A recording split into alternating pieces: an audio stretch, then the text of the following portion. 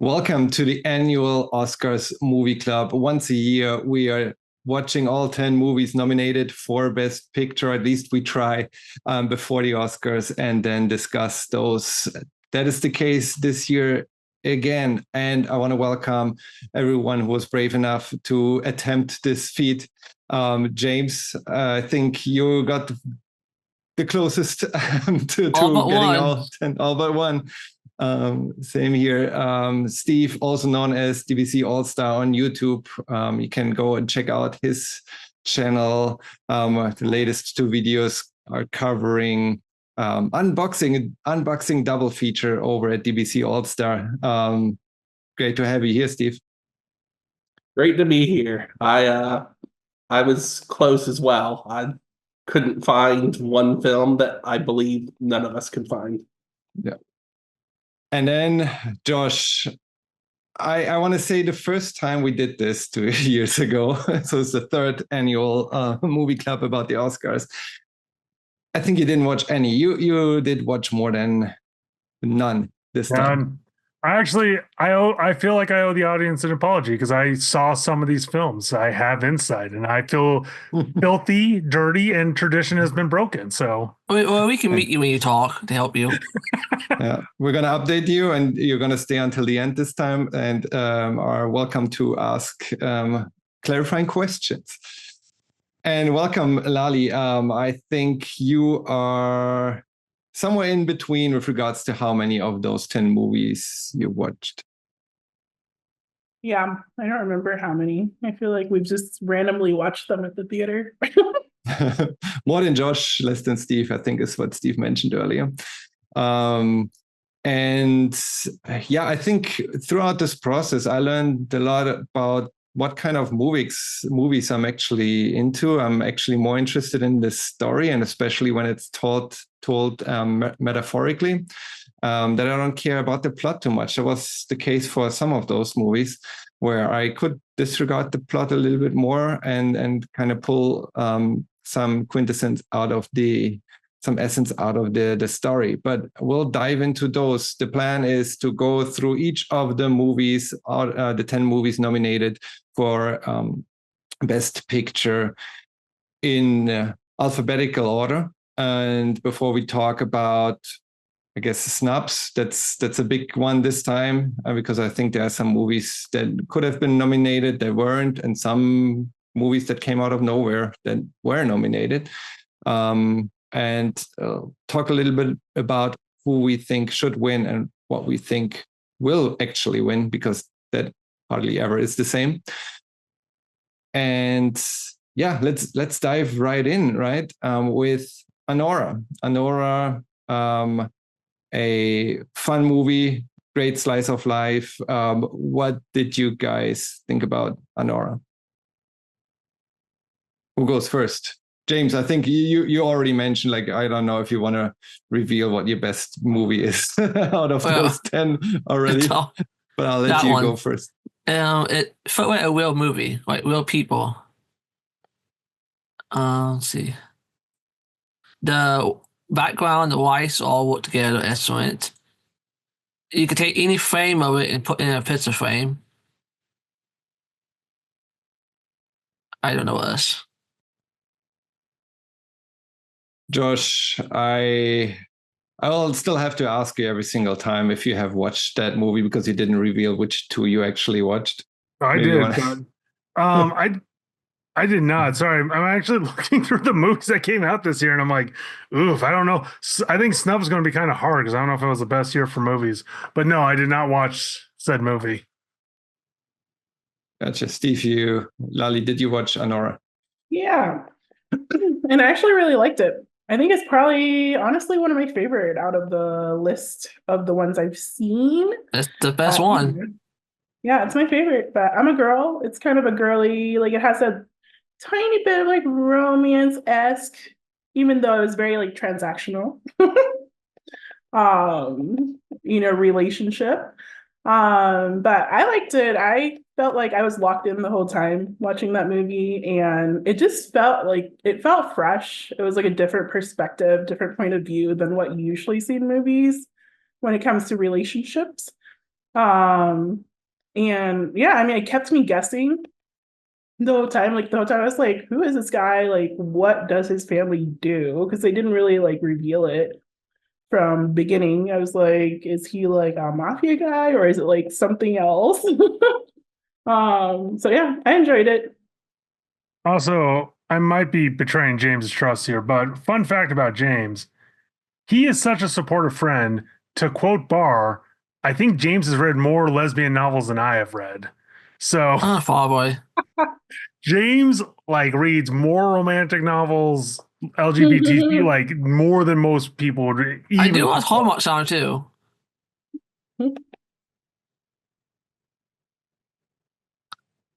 This Steve. this film was excellent. I thought it was a beautifully done story. I mean, I'm sure watching the trailer, your average moviegoer was like, "Oh, strippers, that's awesome," and Vegas, that's awesome. But what we really got was a heartwarming and yet tragic film about this girl who finds herself with an opportunity. She takes it, and instead of trying to take advantage of this person that you can feel she's legitimately fallen in love with, she falls into her duties as his partner and his wife, only to be ultimately betrayed.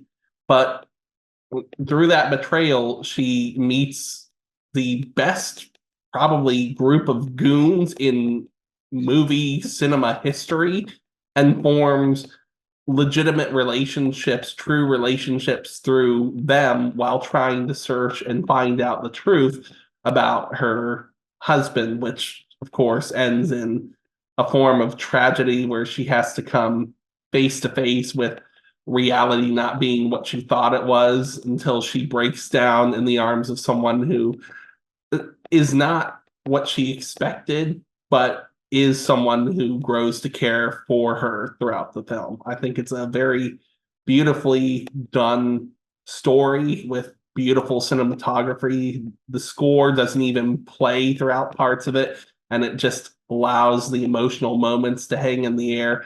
If anything wins, I would be surprised if this wins, considering how the Oscars goes, but it would be extremely gratifying to see this win.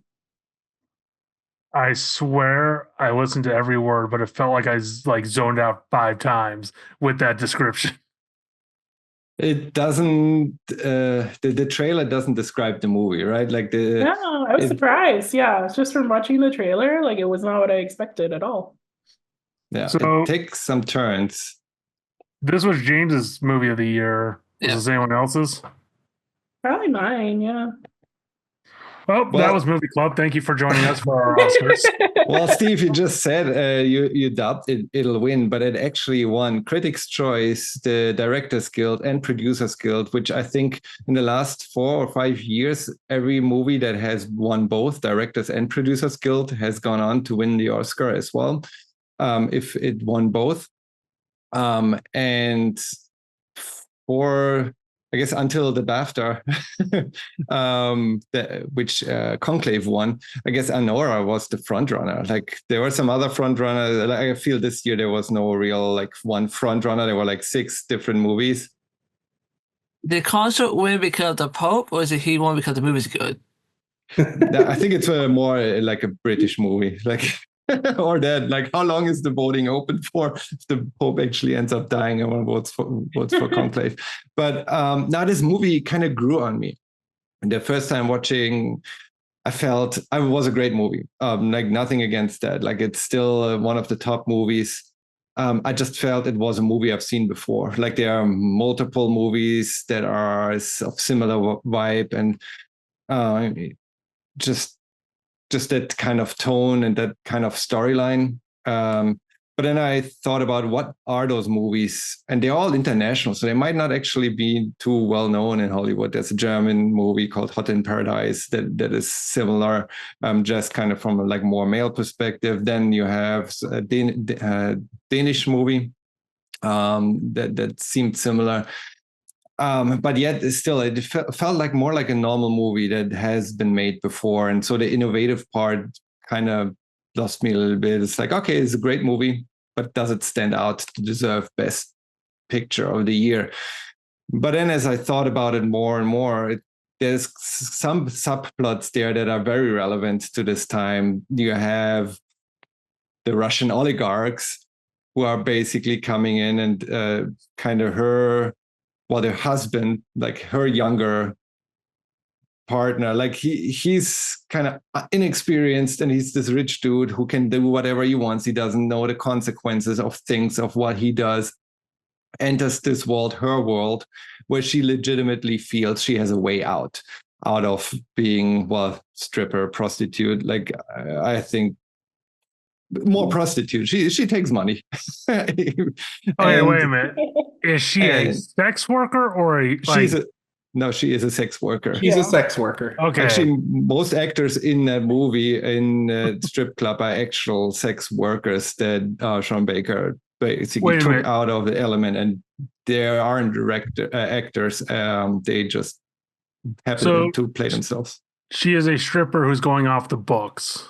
Yeah, pretty much. Yeah, he offers her a bunch of money, and then they basically meet up outside of the club and get married and get engaged and all that. He plays Call of Duty while she does dirty things. It's Pretty Woman.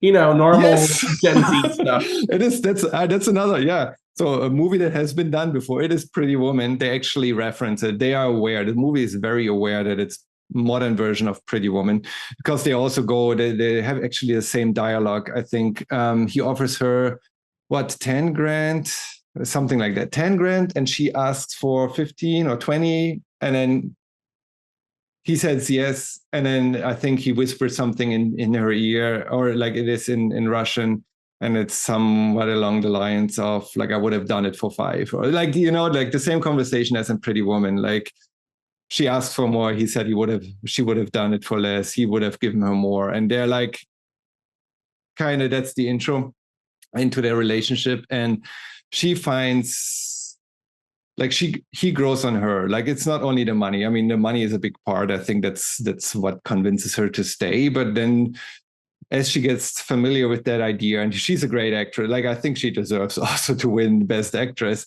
Yeah. And she probably won't, but she deserves it. I don't know. She won something else, like the SAG Awards or something. I don't know. She already took home some awards, so it's not out of the question, right? Like Demi Moore, I guess it's a strong contender there.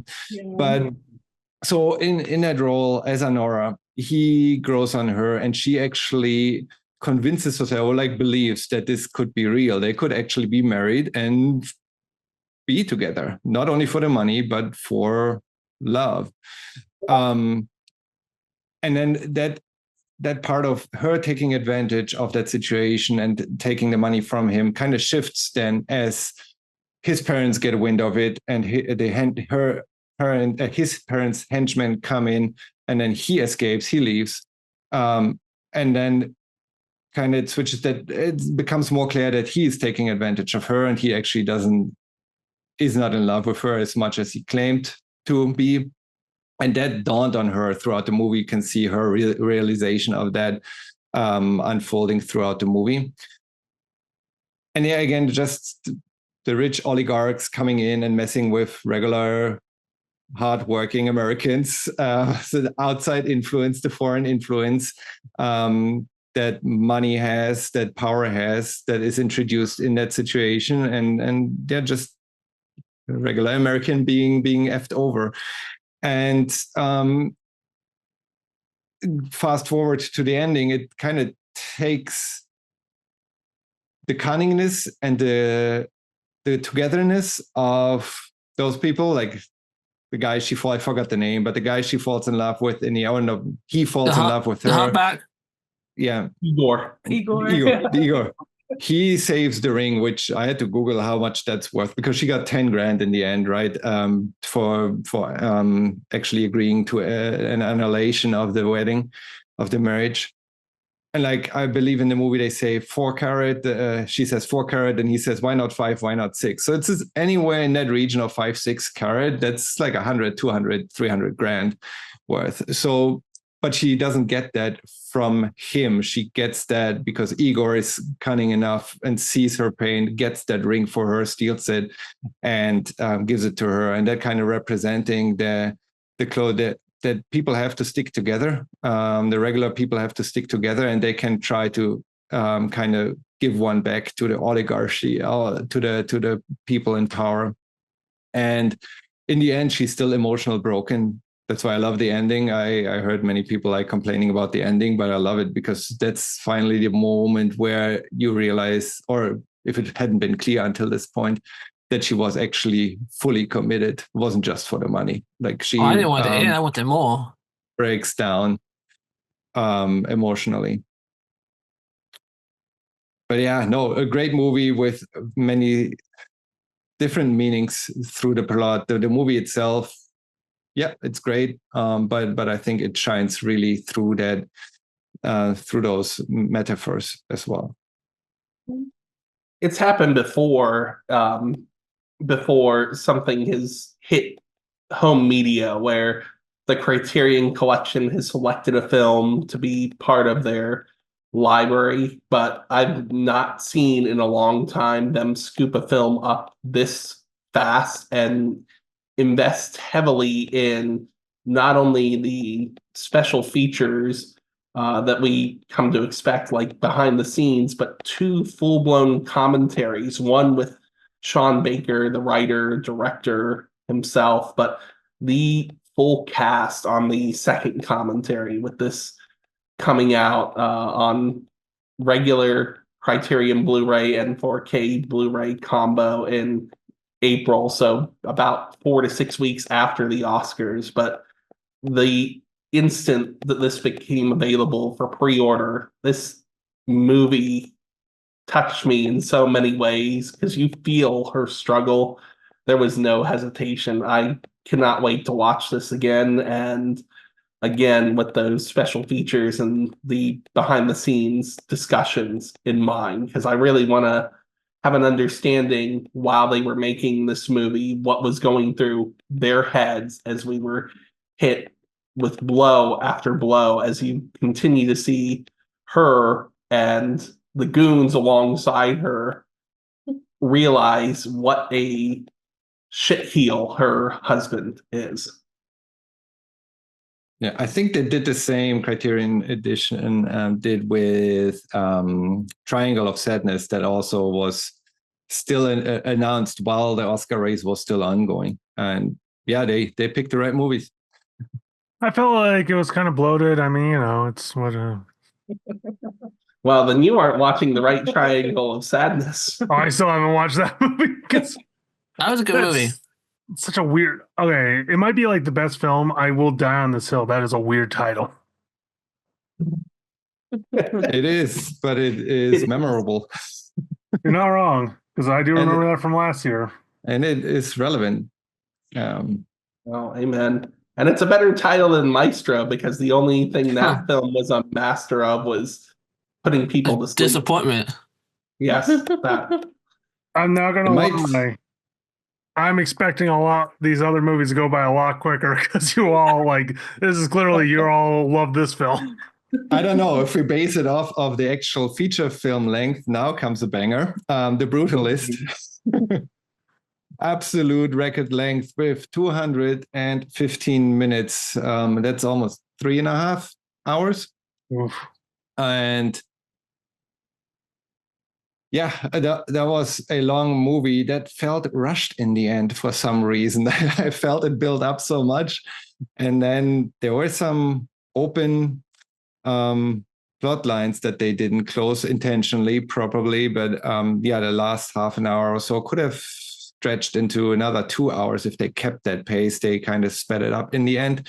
But also with regards to naming a movie. So The Brutalist, I did not know that architectural genre or era going in. I know now. But going in, I was like, well, why is this called The Brutalist? Is this some kind of weird, messed up mental thing where he goes PTSD and completely starts going berserk?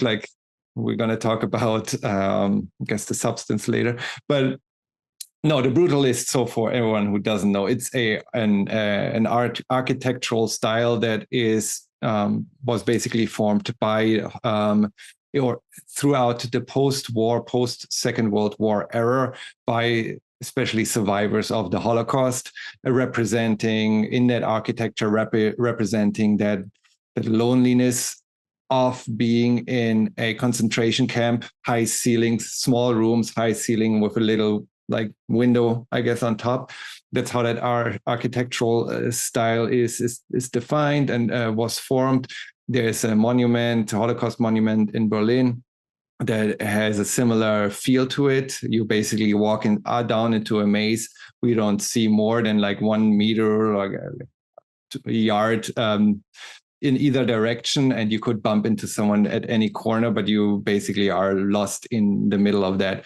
That kind of reminded me of that style. But the movie is more about this guy. I forgot the name, but Adrian Brody. Oh. Yeah, Adrian Brody in that role. I guess he's the front runner for Best Actor, and has won every other award so far, I believe, about the trauma of a generation, and the manifestation in the architectural style, critique of capitalism, kind of an homage to the old world.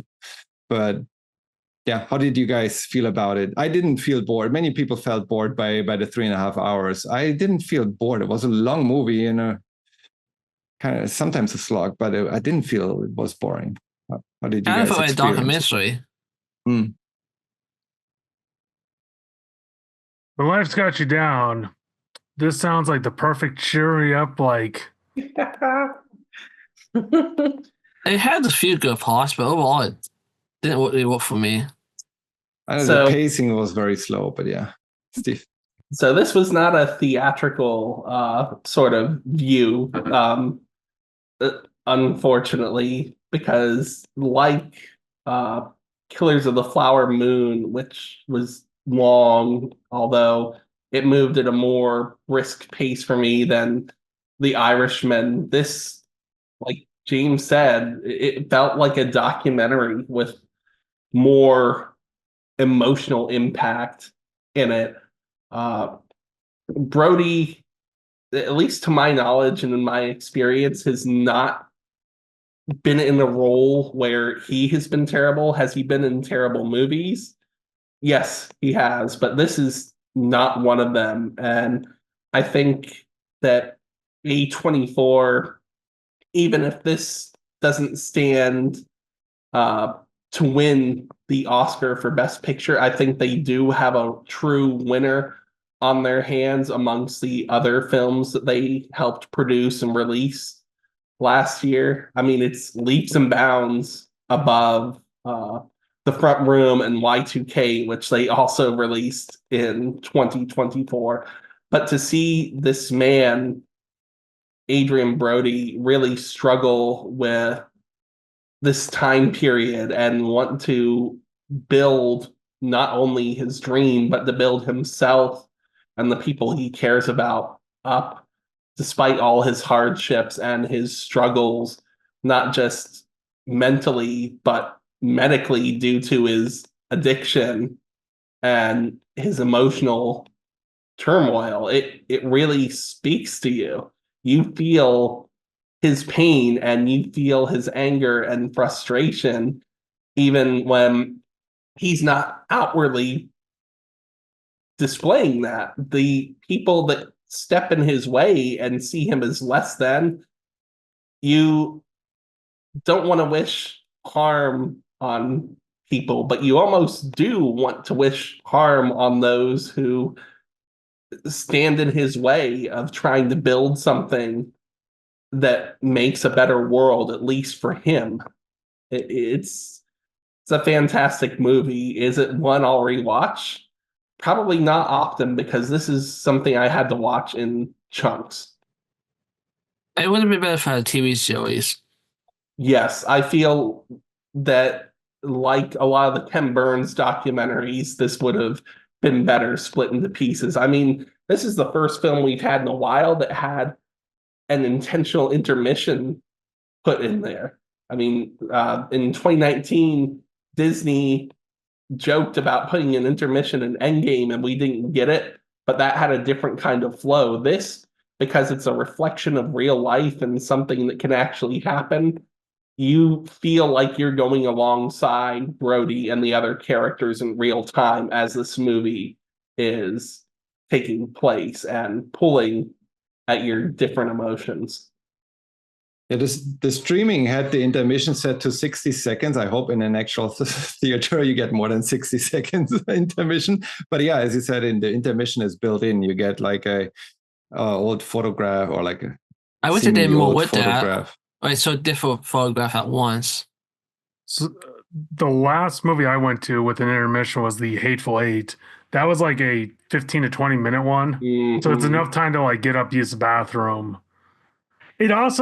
It's weird because like plays have it, but plays definitely set themselves up to be like cliffhanger, blah, blah, intermission. With a movie, it kind of feels weird because you're like, oh, I'm done. No, I'm not done. We're coming back in 15. But you're not used to like lights coming up, sitting back down. So it's like in some ways the magic's kind of lost.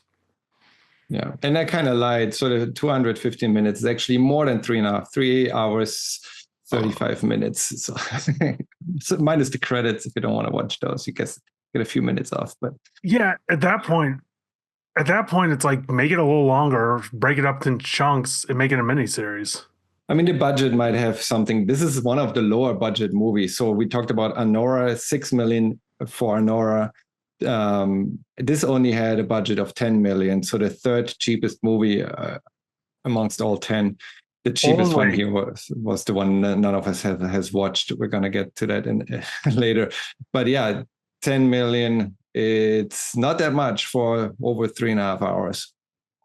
I would say though, most Oscar-winning most Oscar-nominated movies until recently were made. Like, granted, you got inflation and stuff, but good writing and good acting, you could technically do it off an iPhone.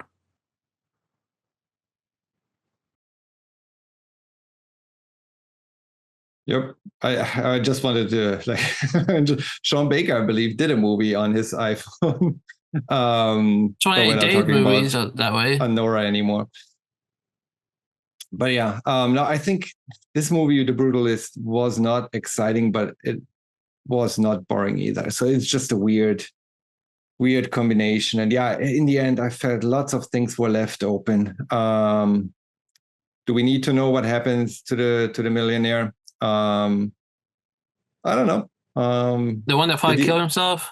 Maybe he killed himself. Maybe, I don't know. Do we know? He just disappeared and the movie was over. Or like skipped forward like 30 years. The open-ended aspect of it, though, Torsten, because there was a lot of focus in many different areas. And just like in life, where our focus is drawn to different areas, you can only take so many paths. And you may not know what lies down the paths not taken. So, again, it was a reflection of real life. So I really liked having the ending have so many continuing plots that were not closed off. Yeah, and it was really told from Adrian Brody's perspective, so that a character's perspective, that yeah, whatever happened to his friend or cousin or something that kicked him out because his wife didn't want to have him around. Like, we don't hear about him much. Just yes, his wife mentions him once. But like all those storylines, they go somewhere else because we follow that one character and how he perceives that culture shock after leaving the concentration camp and suddenly being confronted with capitalism and just a more fast-paced society than he used to. Right. Ready to move to a complete unknown. Movie that I just watched this morning because it was just released video on demand today. I kind of regret spending those $30 on this movie. It was $25 to rent it or $30 to buy it. Oh my word. It's like, those $5 difference don't make too much of a difference. But I don't know if I'm going to rewatch this one. I don't know, a movie about Bob Dylan's beginning, career, fame, and self-finding. It only covers 4 years of the beginning of his career between 1961 and 1965, from his breakthrough until him using actually electric guitars. It's a lot of in-betweens, in between beatniks and hippies, in between folk and rock, in between Johnny Cash and Joan Baez, between old and new. One big takeaway for me was Ed Norton was fantastic. I think I would give him the best actor in a supporting role right away. But yeah, how did you guys feel about A Complete Unknown? Got 8 nominations. Waste of time. Okay. So that's what you would retitle it, a complete waste of time. Pretty much. It was not the best. The Monica, the one who played Jonah, she was good. James, just out of curiosity, are you a Bob Dylan fan or do you hate Bob Dylan? I don't know what was his music. I'm indifferent. I mean, he actually through this movie, you learn a lot how he changed, how he brought kind of ignited that change. Well, the Beatniks did really in the 50s, but how he led the Beatnik era into maybe a more hippie area in the early 60s, lots of Janis Joplin and the Doors might not have existed without Bob Dylan. I think he stirred music and society into that direction. That movie also made him look like a bad guy, a bad person in a way. I mean, how every artist is maybe a little bit egocentrical, little self-centered, but he had to maybe for him completely be obsessed with music, to be at 4 a.m. in Joan's apartment and just write songs. Because he wrote songs everywhere. It wasn't just because he was an asshole, but because his first priority was writing songs and kind of voicing his worldview through music. I would say the other issue you get into, but you get a movie like Bohemian Rhapsody, which is a fun movie, but the problem with that, it's completely fictional, because they really kind of put Freddie Mercury through the mud, even though it's the band never broke up. They all were in Germany. There's certain things. So it's it's kind of hard because you either get a documentary that's straight to the facts, no embellishment, or you're getting something that's this is a good story. It's not based off reality, but it's a good story. I mean, this one is also not historically accurate. No Bob Dylan movies are. Actually, that's the other thing. So does anyone know any other musician that's still alive that has more than a dozen movies to his name, that are either documentaries about him or feature movies about the Beatles? About the character? I don't know. I counted at least 12 movies about Bob Dylan earlier. Honestly, I hate to say it, I thought he died a while ago. I was surprised he's still around. So this was one that Lali and I were going to see, but time just kind of got away from us. So, like The Brutalist, to try and honor the movie club, this was not something I saw in theaters. Try to support the official release there, ladies and gentlemen. And how I saw it was basically through clip shows. Hint, hint. It's not for me. Out of the two, I think it was just two, the two Bob-related music biographical films released in 2024, the other one being Bob Marley, One Love, and this one about Bob Dylan, A Complete Unknown. I feel like even though there were fictional aspects of One Love was the better feature, and it was helped by the fact that Ziggy Marley, Bob Marley's son, was involved in the writing and production on that one. If A Complete Unknown has one glaring flaw that destroys any potential for enjoyment, if you're going into this expecting it to be a true story, it like Rocket Man, like Bohemian Rhapsody, like Walk the Line, there's a lot of fictional material in there. So the way that the subject is portrayed, you're not going to get a true clear picture of who that person actually was. You're basically going to get the celebrity personification instead of the human being behind it, which is a shame because there's another music documentary from 2007 called Walk Hard, the Dewey Cox story that is completely non-fictional that would have made for a better choice of Academy nomination. I get where you're going with. I got to argue with one thing. Only one. Yeah. Bohemian Rhapsody didn't even give us the celebrity version of Freddie Mercury. Like, that was almost a hit job by the rest of that band. Like, Yeah. because fun fact, there was talks of they're like, what if we make this movie? Hear me out.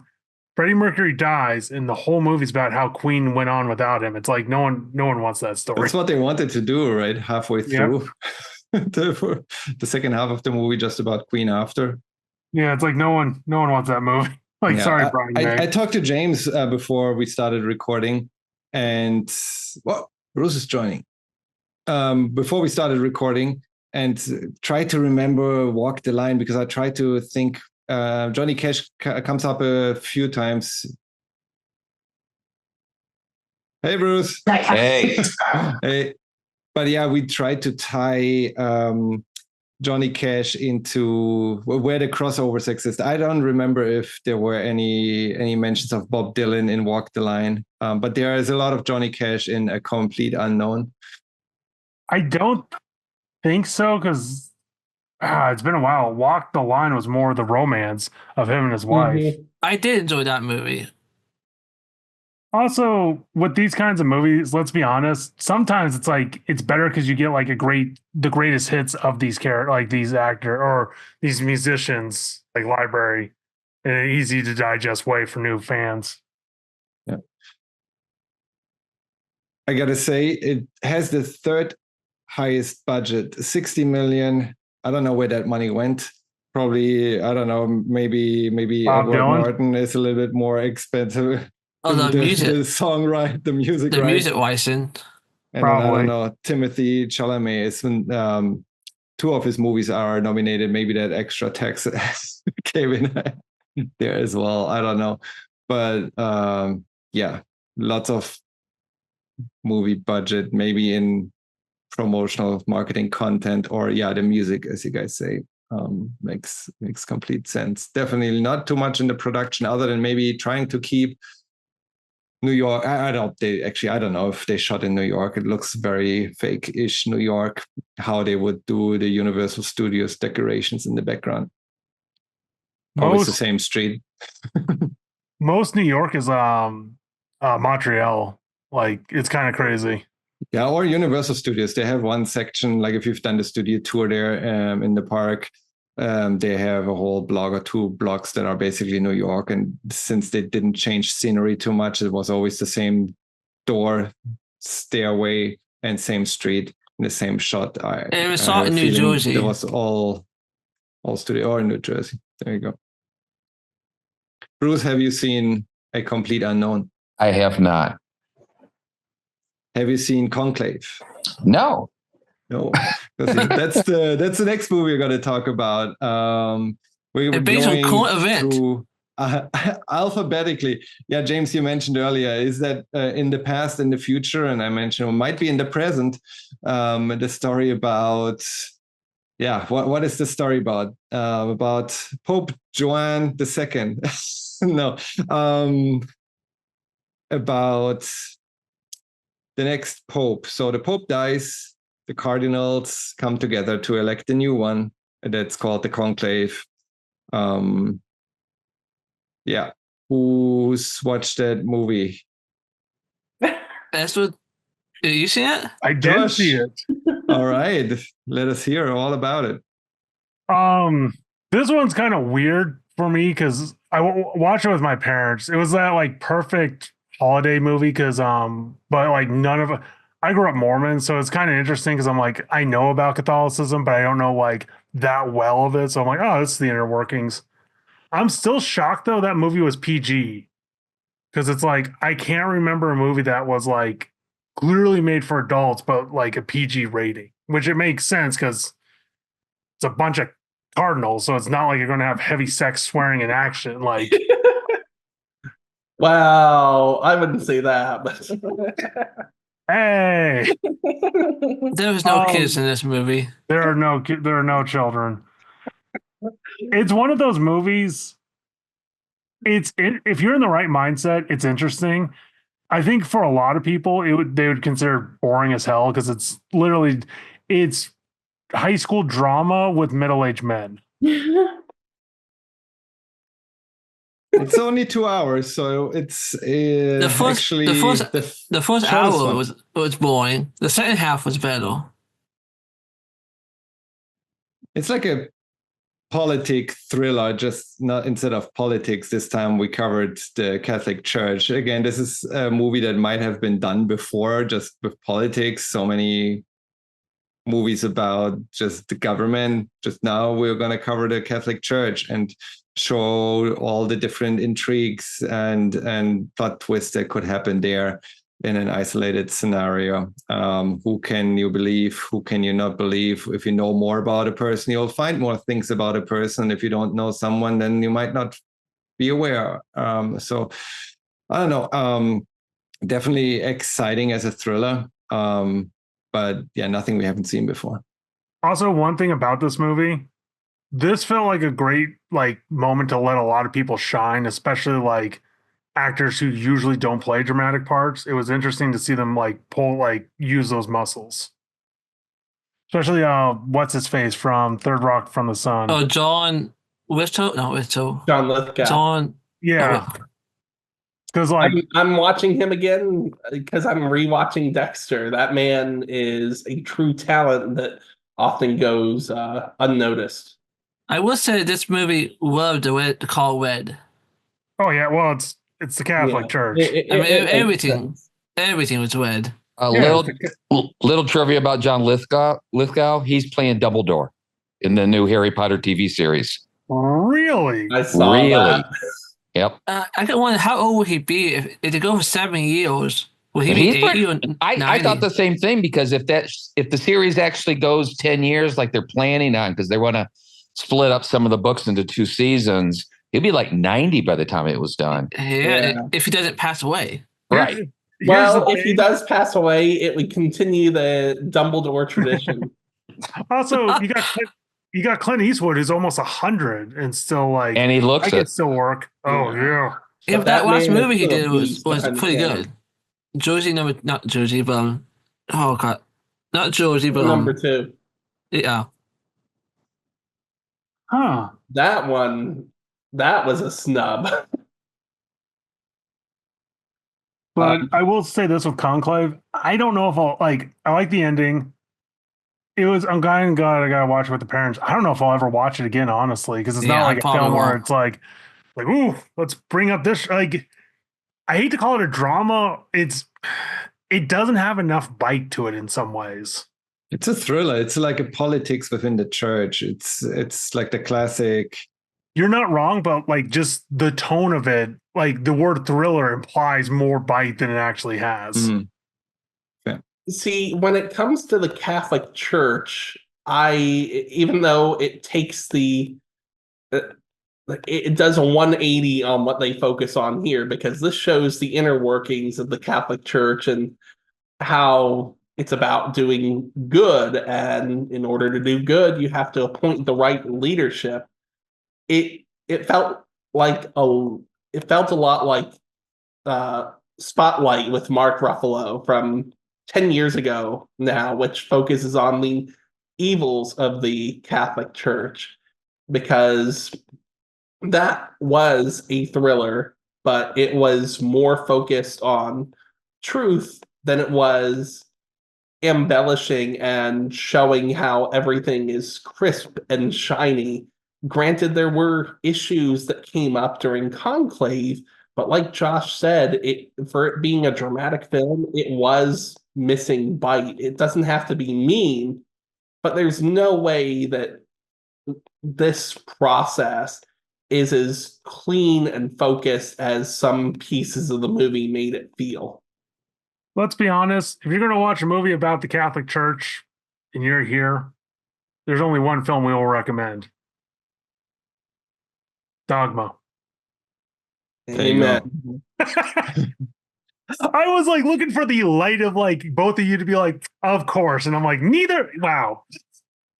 You got the of course. After I mentioned it. After it's like hindsight is 2020. If you want to watch a movie about Mormons, watch Book of Mormon.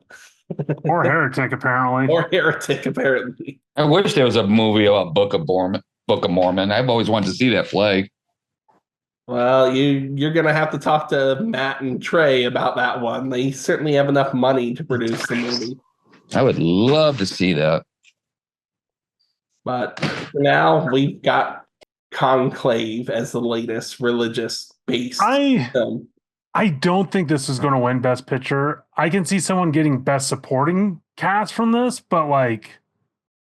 It is the strongest contender according to Insights because it won the BAFTA, and the Oscar voting community, all 10,000 of them, or not all, but like there's a strong international bias there with more international voters added in recent years, or by now not recent anymore, probably 10 years or so. And BAFTA electing Conclave as Best Picture. So Anora's biggest contender as of now is Conclave. After, for the longest time, it was a race between Emilia Pérez and The Brutalist. But with stuff that was going on there, I guess Anora is the front runner of Conclave. Yep. We'll talk about that in a second. But we have one movie in between, Dune Part 2. Part 1 from 2021. So 3 years later, we get Part 2. That was supposed to be 2 parts. I guess it's going to be 3 parts now. Whoa. No, it's only 2 parts. This is the third part. There's a third part coming out. That's going to be based on book 2. Yeah, I was about to say, this is all still based on book continuing. 1. Gotcha. Yeah. Like there's, Orson, there's like 9 books. Oh, so we're going to get a bunch of movies if we get to watch because they keep getting nominated because of their budget and promotion. But I don't know which one was the weakest movie, a Complete Unknown or Dune. I've seen Dune. I was going to say, Bruce, what are your thoughts about Dune? I don't know. It's at times I liked it, but I didn't love it, and I'm actually kind of amazed that it made Best Picture. I don't think it came out in March. Last year. It was like a long time ago. Yeah. Well, I didn't think it was deserving of a nomination for Best Picture. Was it? I think with this kind of movies over the last few years, I've learned, or like before, like I've realized that the most popular movies have the widest reach. And so within the voting community, if only, my math probably doesn't make sense, but if 1% of everyone who watched Dune votes for Dune, that's probably more people that 100% of the people who watched I'm Still Here vote for I'm Still Here. And therefore, just by awareness, by popularity, by spreads, those big movies will continue to get nominated, even if they're not good, just because probably almost everyone who's able to vote has seen it. And there's a large overlap there. I think WB probably helped get the movie out too. People vote for it. I think the other thing is studios, because there's a lot of politics with the Oscars. I would not be surprised if WB helped push to make this like an Oscar-worthy movie. And the other problem is, I mean, Dune, the book, is a classic. It's inspired a lot of stuff. And it's kind of hard because, you're splitting a book into 2 and you're changing just enough where I am very curious where they're going to go with Dune 3 because they changed a lot I think won 6 Oscars. I'm really hoping with Messiah that they make some substantial changes. There were some subtle changes to the story and some very explicit changes to the story with these first two films for the first book. But overall, I wasn't opposed to any of them because we still have the David Lynch version. We have the early 2000s. If we're that concerned about some of the things that were altered or taken out. I know one of the biggest issues that the hardcore Dune fans, and yes, there are quite a few out there, they were not happy about the deletion of the navigators, but I really don't know how they would have done that without it looking more corny than Austin Butler's portrayal of the arch rival. This man off this stream will not be in the same room with this blasphemy. I don't think this deserved to be nominated for Best Picture, but as a science fiction film, as an adaptation, I think they did a pretty stellar job. And unlike in the book, where Chani's just like, "Oh, I love you. I'll be your little concubine while you marry this other tartlet." She's like, "No, bro, F off. I'm do my own thing. You become your own god and do your own thing. I'ma get the F out of here." All right, we're going down this road. I did not like how they did that. Like, one, there was way too much Zendaya in this movie, in both movies, especially the first People one. can't watch her. They didn't watch Candy watch Timothy. Yeah, You you're not came to wrong. watch Zendaya because she was in all the marketing for the first film, and she was in, I think, maybe 3.5 minutes overall as the actual character in that film. Oh yeah, because at the very end, it's also, you got to keep in mind with the concubines, because that was technically Paul's mom was a concubine. So it's like she actually had more power than the queen in some ways because she was part of the order. But it's also, I don't know, because they completely, it doesn't really matter, but they completely changed the end. So it's like the next movie has to address some of this stuff. Also, the other thing with the navigators, they're a cool idea, but the other thing is, it really kind of showed the power and destruction of spice, where it's like, okay, the ruling class, you have to sacrifice X amount of people to gain space travel with the navigators.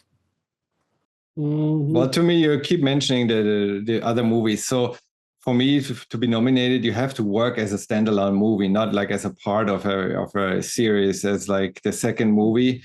And if that doesn't work as a standalone, then it's already tough, right? Like even if you combine those two movies, I wouldn't have nominated it. But even as a standalone, it's like inconclusive. It doesn't, I mean, it's left open on a cliffhanger. It is, you have to have the knowledge of the first part to actually get into the movie. You have to know what happened there. I watched the movie, the first part, when it came out like 4 years ago by now. And I had to actually go back and watch a trailer and watch a summary of what happened because I had forgotten. I never read the books. But uncultured swine. Just watching this movie, I was like, I had to look up, when was this written? Okay, 1965. That's like, it's a pro-war story. Kick me off of this stream. I'm not going to be around for this. I thought part one's better than part two. That's honestly, Torsten, if you're going to go back to your in-depth research as you have for previous movie clubs, I cannot recommend reading all of the Dune books. I can. I want this, Torsten. Read them all. I want as they go along. That Messiah title that they plan on giving the third movie, they lean really heavily into that concept, even more so than they did in the second film. And it goes crazy as crap with that concept. Paul's ancestors become the worm. Times. I don't think I've made it past book 4 on any of my attempts to reread the series. I've only read the first. You call me out. How often do I get to call you an uncultured swine? I'm taking my opportunity. The first is definitely the best. Now, what Josh was saying is true. If they decide to continue with this third movie, and Villeneuve has said that he's hard at work on crafting the story for that, even though we have yet to see an official green light from Warner. That's still a good sign. There are going to have to be some changes because there are characters that were hinted at or actively shown in these first two films that should have been playing bigger roles in this second film that will have to, no questions asked, play a larger role in the third film. And they're going to have to come up with some way to explain how these characters have come to be or how these characters have returned in some cases, and formulate a plan that does this without making it seem stupid. Well, and also, this might be a Bruce question. How well did the show do? Because I think they put a lot of money into like Dune being the next Game of Thrones, and I don't think it's working out. Well, first off, I'll get to the show in a second. Dune Messiah didn't get the green light from Warner. Warner doesn't pay anything for it. Warner just licensed it. Legendary is the actual production house. Thank you, Bruce. Yeah. And and Legendary is the one who decided to go ahead and, do it. Like the box office, Legendary gets 80% and Warner only gets 20%. Oh.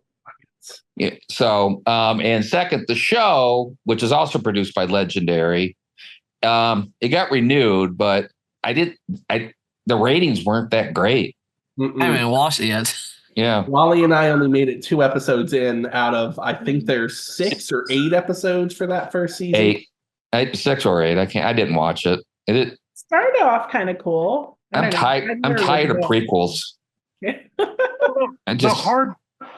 They're an interesting idea, but it's a group of women throughout, like, placed in certain parts of history and power to like flow the idea to make Paul, aka the like Messiah.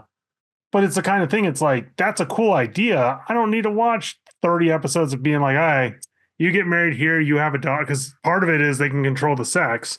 So it's like, you have a daughter, fast forward 100 years, cool, we need a new kid from you so they can get married here. Like, yeah, I might watch it sooner or later, but I'm still like about 2 years behind because there's just so much content now.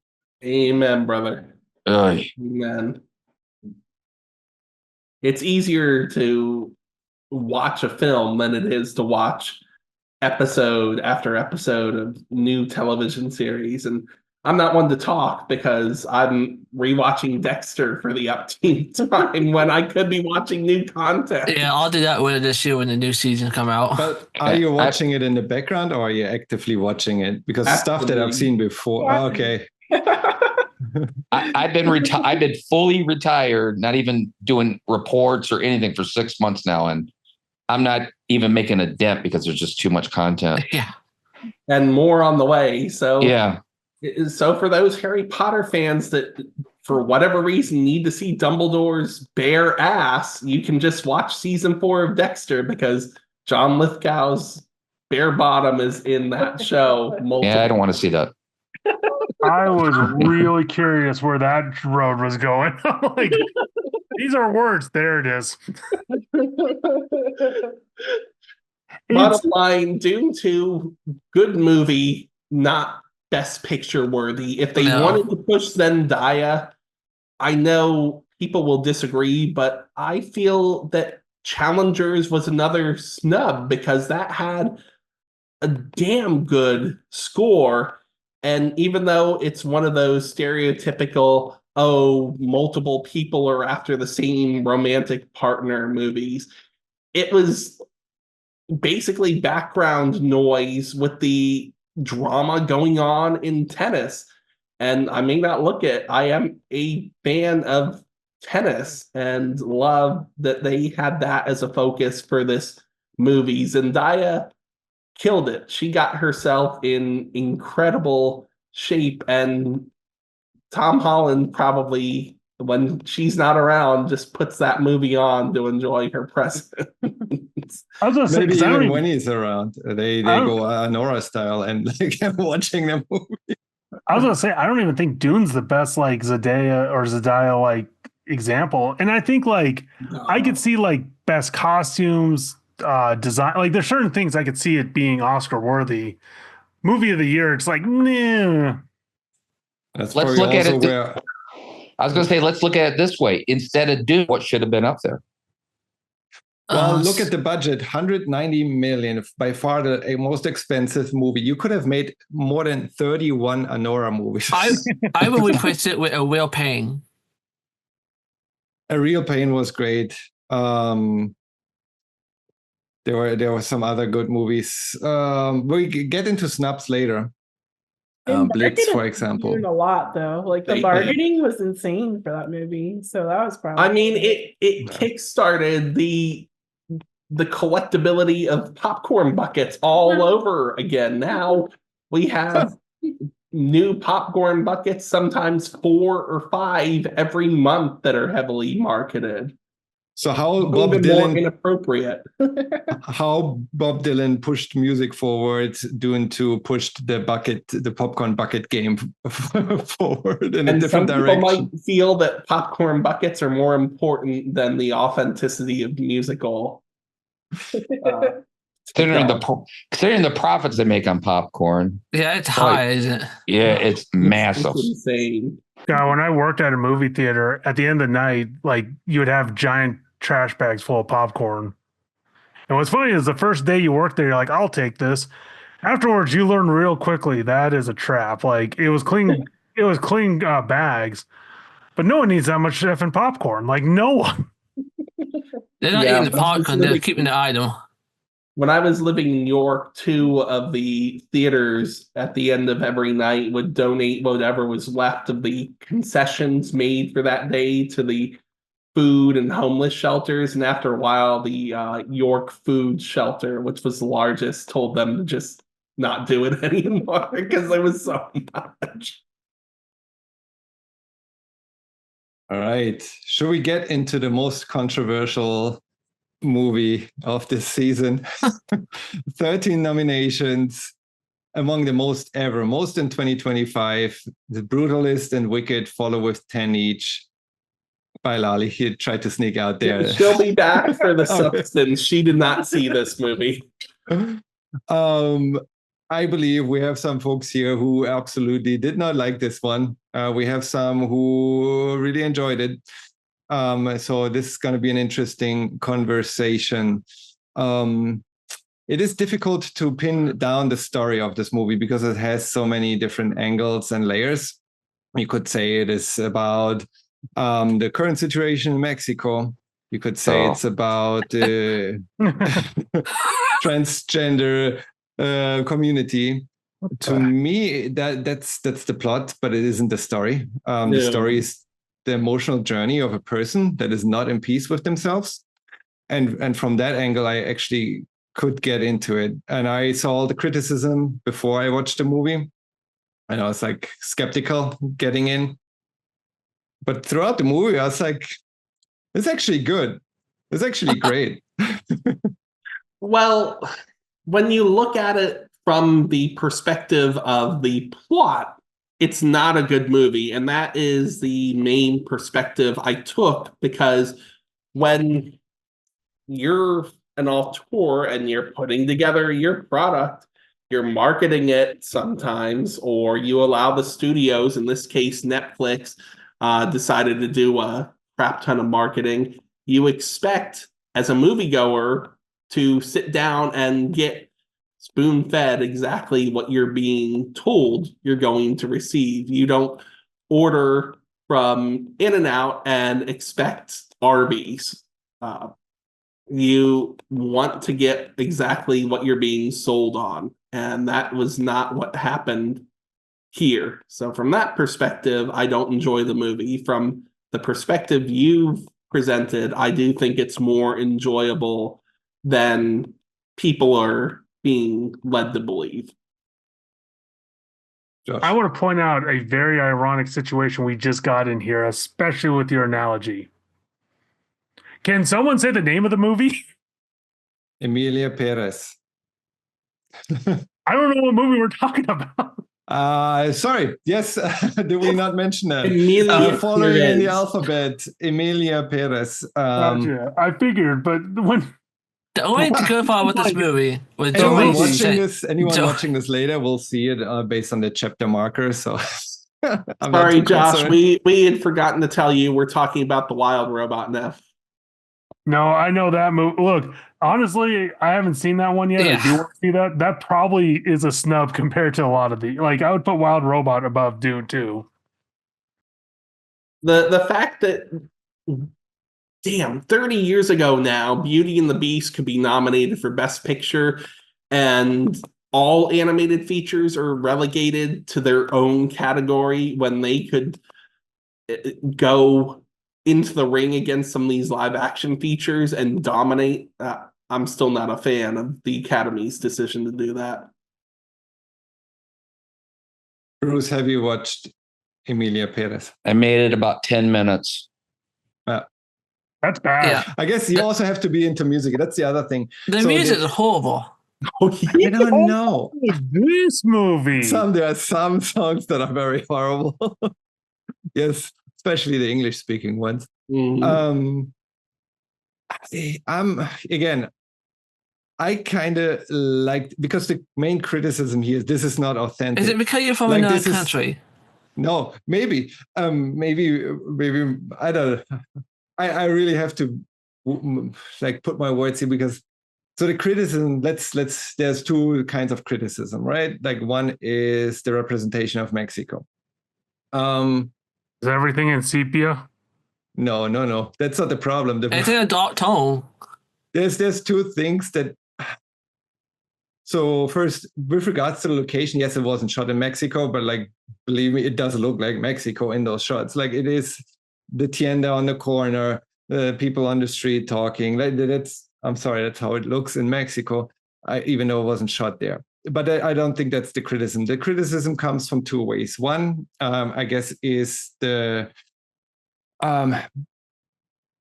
trans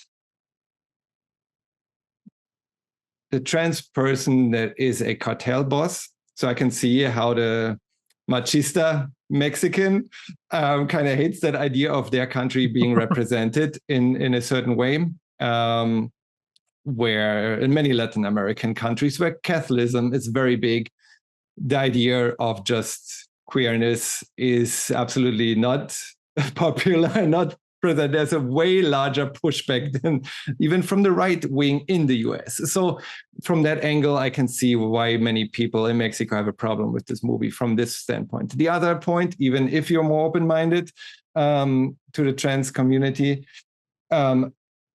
then they're finding the angle of, well, you're making a musical out of a serious situation, because there are hundreds of thousands of people who have died in the cartel wars, and this is not a way to represent it.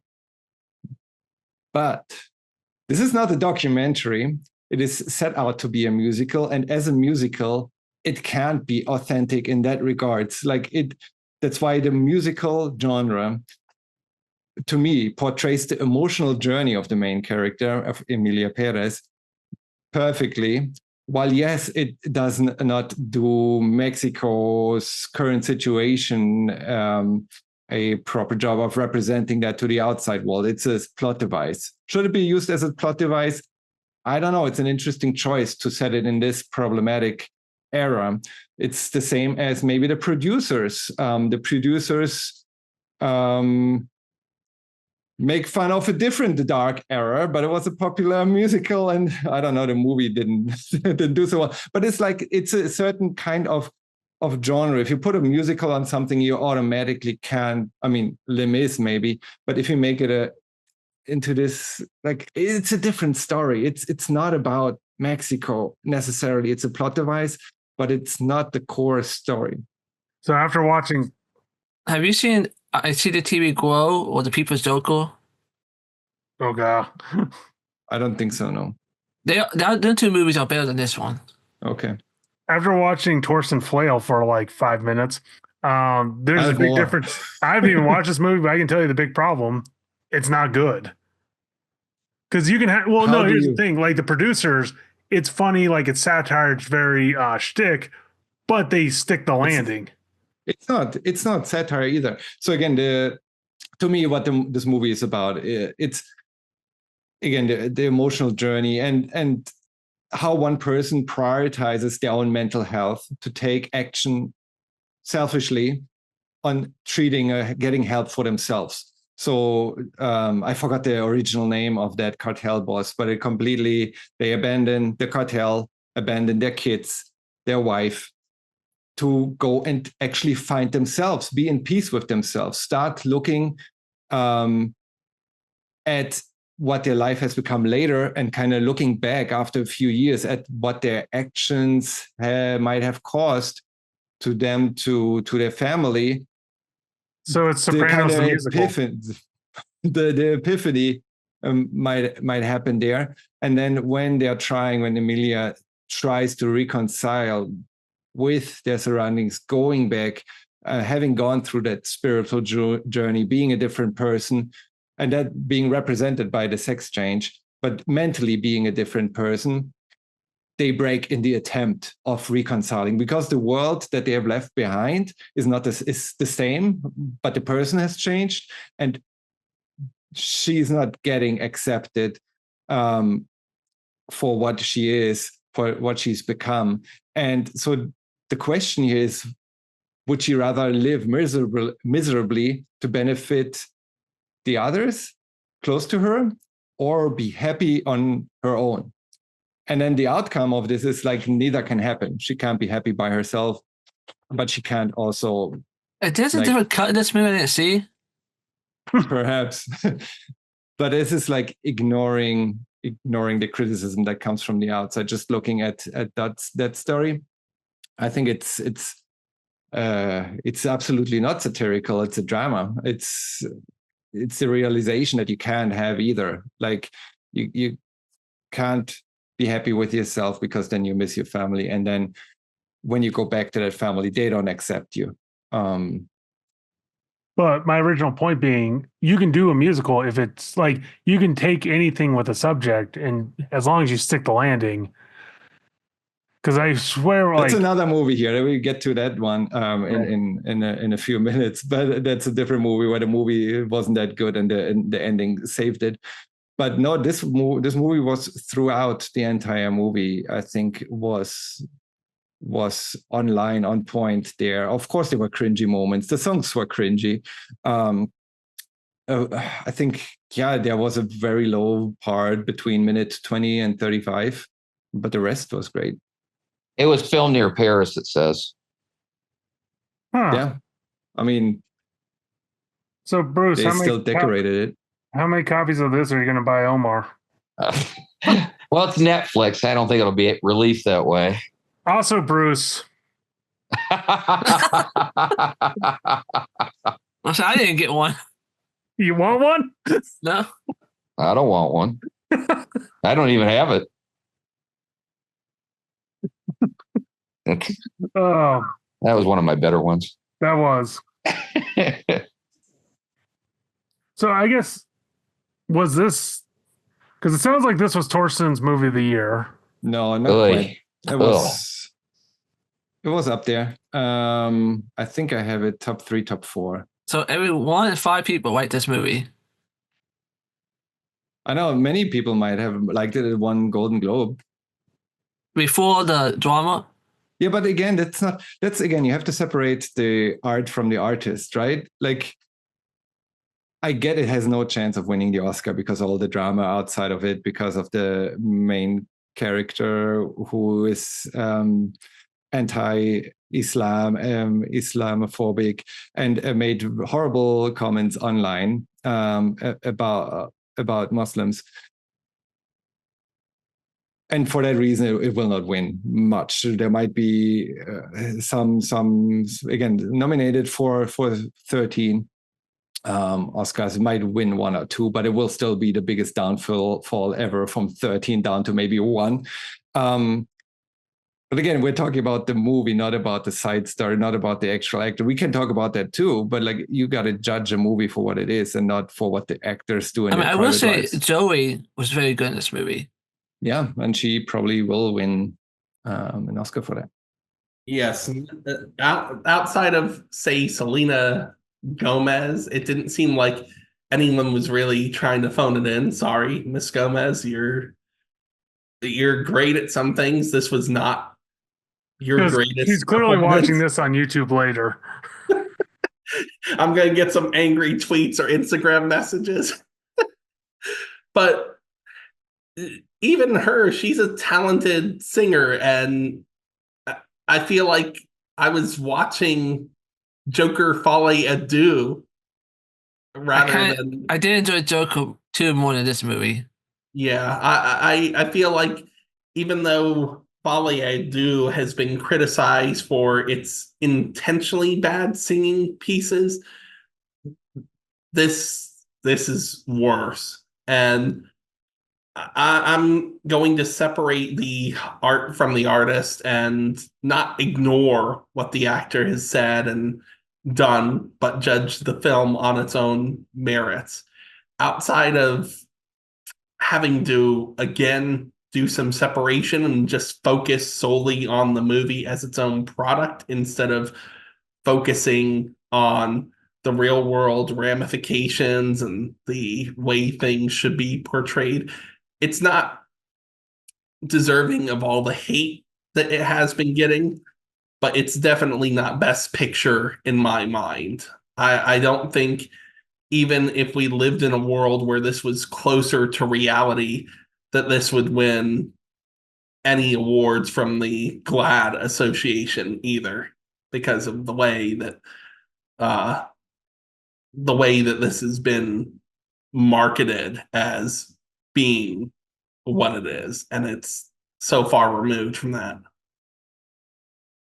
I just want to point out, not always a bad thing not to watch every one of these movies in the Oscar listing, because Or you might find something you like that others to tell you isn't good. Like, I don't know. I gotta to quote Brand, who didn't watch any, and that's why he's not here. He'll be back next month. You gotta form your own opinion. also I do love how you, because I'm a child, when you're like, I can't believe they had a musical with the cartel. I don't know if this is appropriate.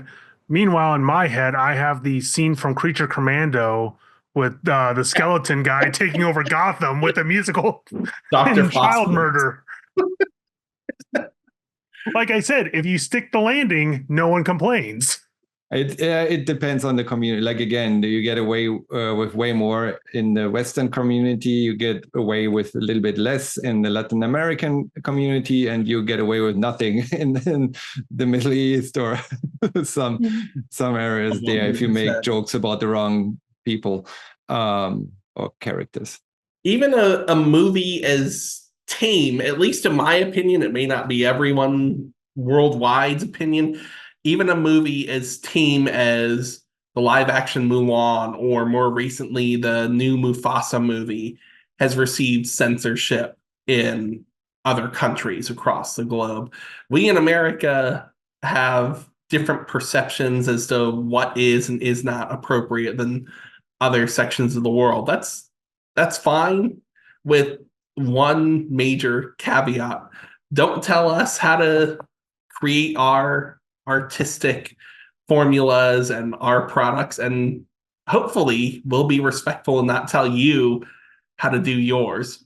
Chances of that are slim to none, but still, it's and that's the case here, right? This is like some Mexicans trying to tell the director how to do his movie. Like, the counter argument is like, well, why don't you make your own movie then about the problem you're having right now, and put a movie out there that represents your view? Because yes, there's a problem, and just because this movie has a transgender character, I can see how half of Mexico is like, oh no, this cannot be, you can't connect this to our country. And even with all of the controversy surrounding the film, the fact that it wasn't shot in Mexico, that the director, writer never went to Mexico to have a better understanding, the trans journey portrayed in that. I'm not Mexican. I'm not transgender. I can't speak to whether or not any of this is a legitimate journey. Everyone has their own path in life. So even though this is a fictional story, who am I and who are other people who haven't undergone this kind of journey What right do they have to say that this is illegitimate, even though people within those communities have said otherwise? You just have to make your own judgment calls. And if the film works for you, it works for you. If not, just like Bruce said, there are thousands of hours of other content out there that we can spend years trying to catch up on. I mean, the main character is transgender, so everyone has their own story. And yeah, as you said, this is just one version of that. Can you throw in Sean Gordon Murphy asking Omar what kind of Mexican he is? Because that clip always cracks me up.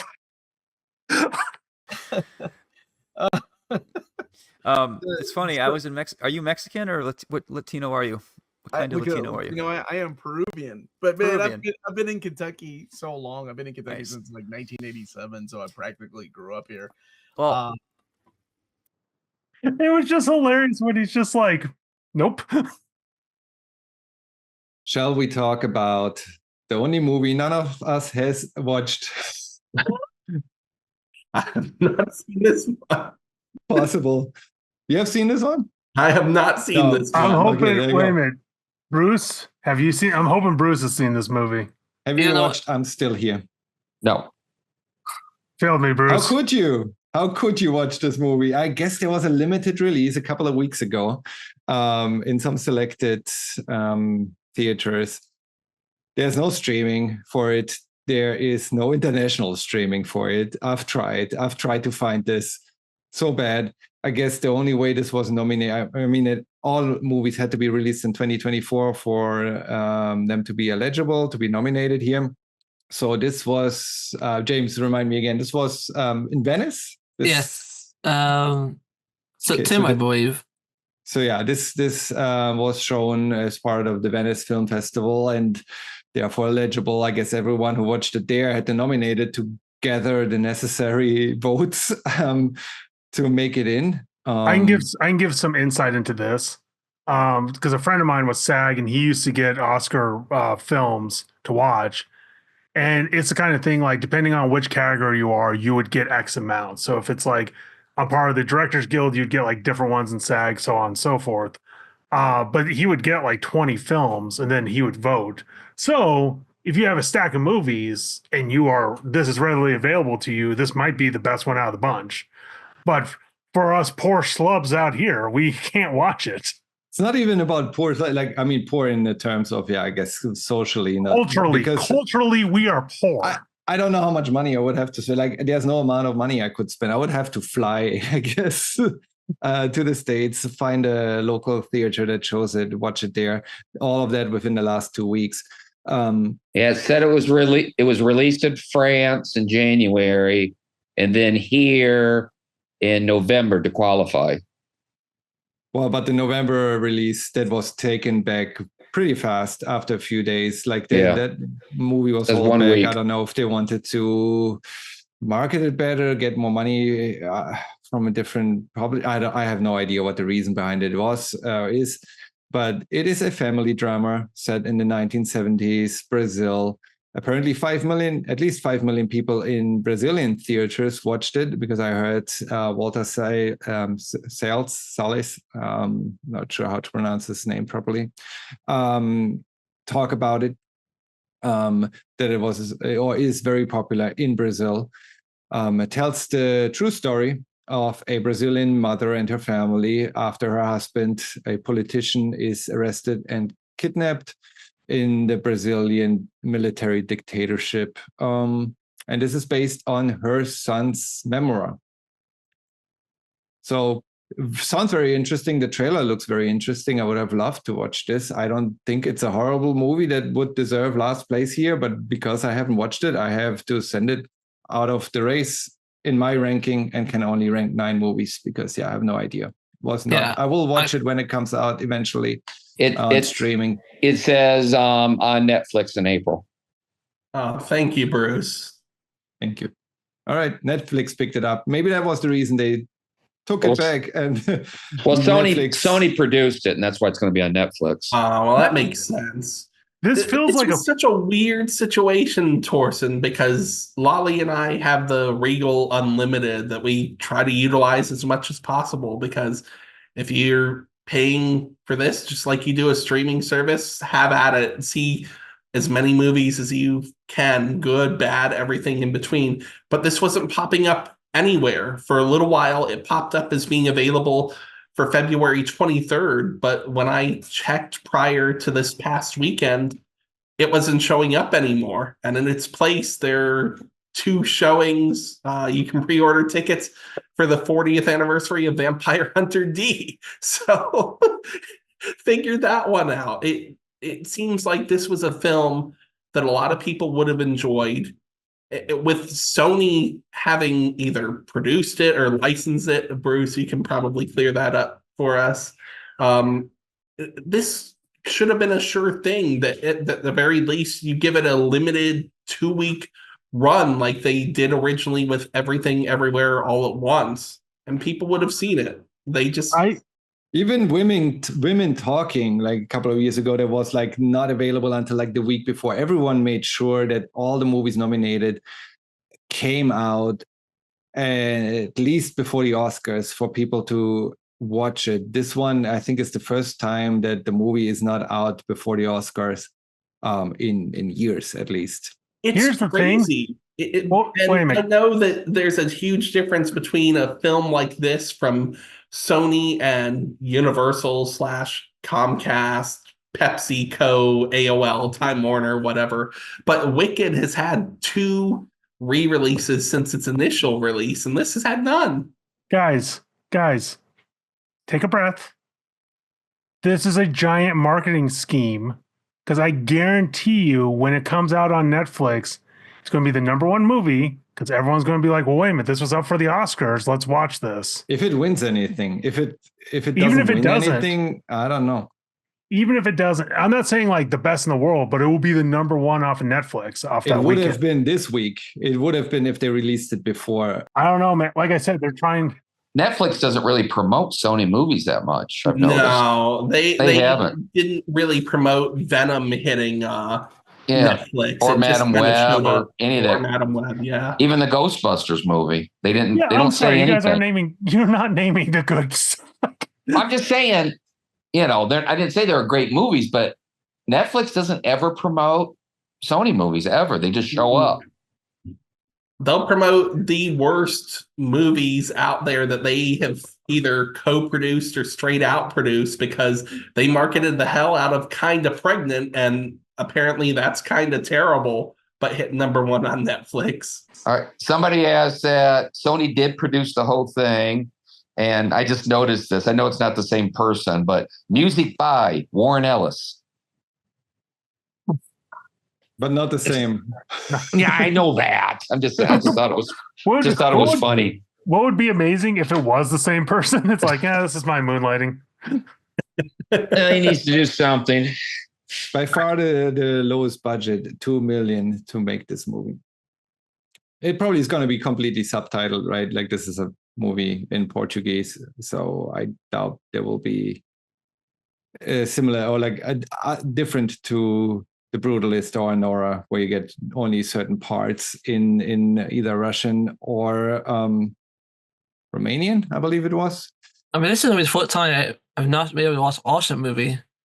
I'm Still Here actually made money, about $30 million.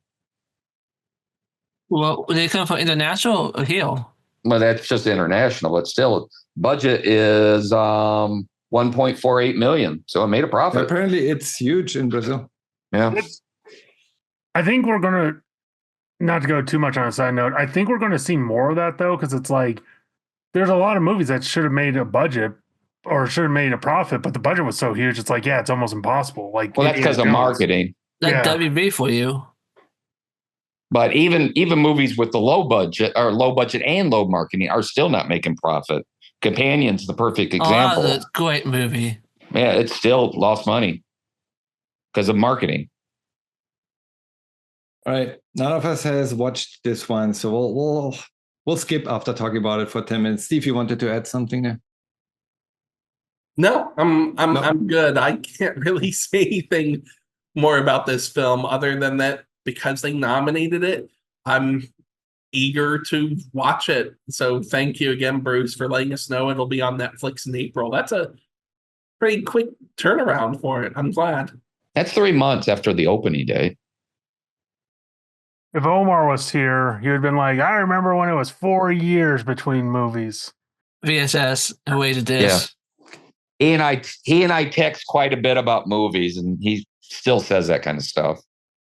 Also, I did invite him. He then just showed me he showed me his screen, and yeah, there's no way he's making it tonight. That more. Let's talk about Nickel Boys, based on a 2019 novel of the same name. This was rather interesting. And Josh, when you mentioned earlier that it stuck the landing, therefore was a good movie and saved it all, I think that's true for this one. This movie lives by its ending, through its ending, apart from, I guess, certain cinematography choices that the movie's directors makes. So the movie is first-person view, right? And at half an hour in or so, it switches that first-person view to another person and then goes back and forth. We don't know what's up with that constant switch until the end when it all makes sense. But to me, 90% through the movie, I was a little bit more confused. And yes, the topic is relevant. But it was also slow paced. The first person view, I couldn't throw out, like the camera was shaky. I couldn't fully enjoy that part. But then the ending completely stuck and completely upgraded this movie. And I probably should watch it again, just with the ending in mind, with the final twist in the end, to have a complete different experience, I believe, the second time watching. I haven't done that yet, but it's probably worth it. It would probably upgrade that movie quite a bit. How did you guys see that? It was an interesting idea, but I felt like I've seen better movies that done this before. Blair Witch Project comes to mind. Similar shaky, similar first person. The POV was interesting, and it's a nice idea, but it kind of felt like a video game at times. Oh, there was that film. It was all shot in POV. It was an action one. Hardcore Henry. Which one at a time? Hardcore Henry was like a video game movie. Oh, that was awful. Gentleman that I got so much motion sickness from that trailer. I'm like, I'm avoiding this like the plague. This one did a better job at it. It did. It didn't work for me. I mean, I've seen better movies like this before. Taking one step back, the story is about Elwood and Turner. There are two black kids at the nickel facility, a horrendous institution. I believe, was it in the 50s? When is the set? I believe 50s, 60s-ish. Where horrible things happen. Black kids are, to the extreme, are being killed. I said 1962. Where it's a correctional 1962 correctional institution where none of that should happen. It shouldn't even happen to other inmates at different prisons, but not even, like, especially not to kids that are there for sometimes just being in the wrong car at the wrong time, not to their own fault, just because the system is tuned against you. You have that in an extreme represented here by the nickel facility, which is a real place, was a real place. That story is a real story. I want to know about the story. I just, to some extent, when watching it for the first time, disliked how it was made. I get why it was made now, having seen the end. And from that perspective, I like it, but retroactively, which is weird. I don't know. I mean, it's a gamble. Oh, Josh. Yeah, it's a gamble. Because it's like, if it pays off, it pays off. Because there's probably a good amount of people who gave up like halfway through. And it might be a big reason why it was nominated. It's innovative. It's very unique. And I guess for the style it was made in, got nominated for that alone. I don't know. I would say that. I mean, you don't see a movie like this that often.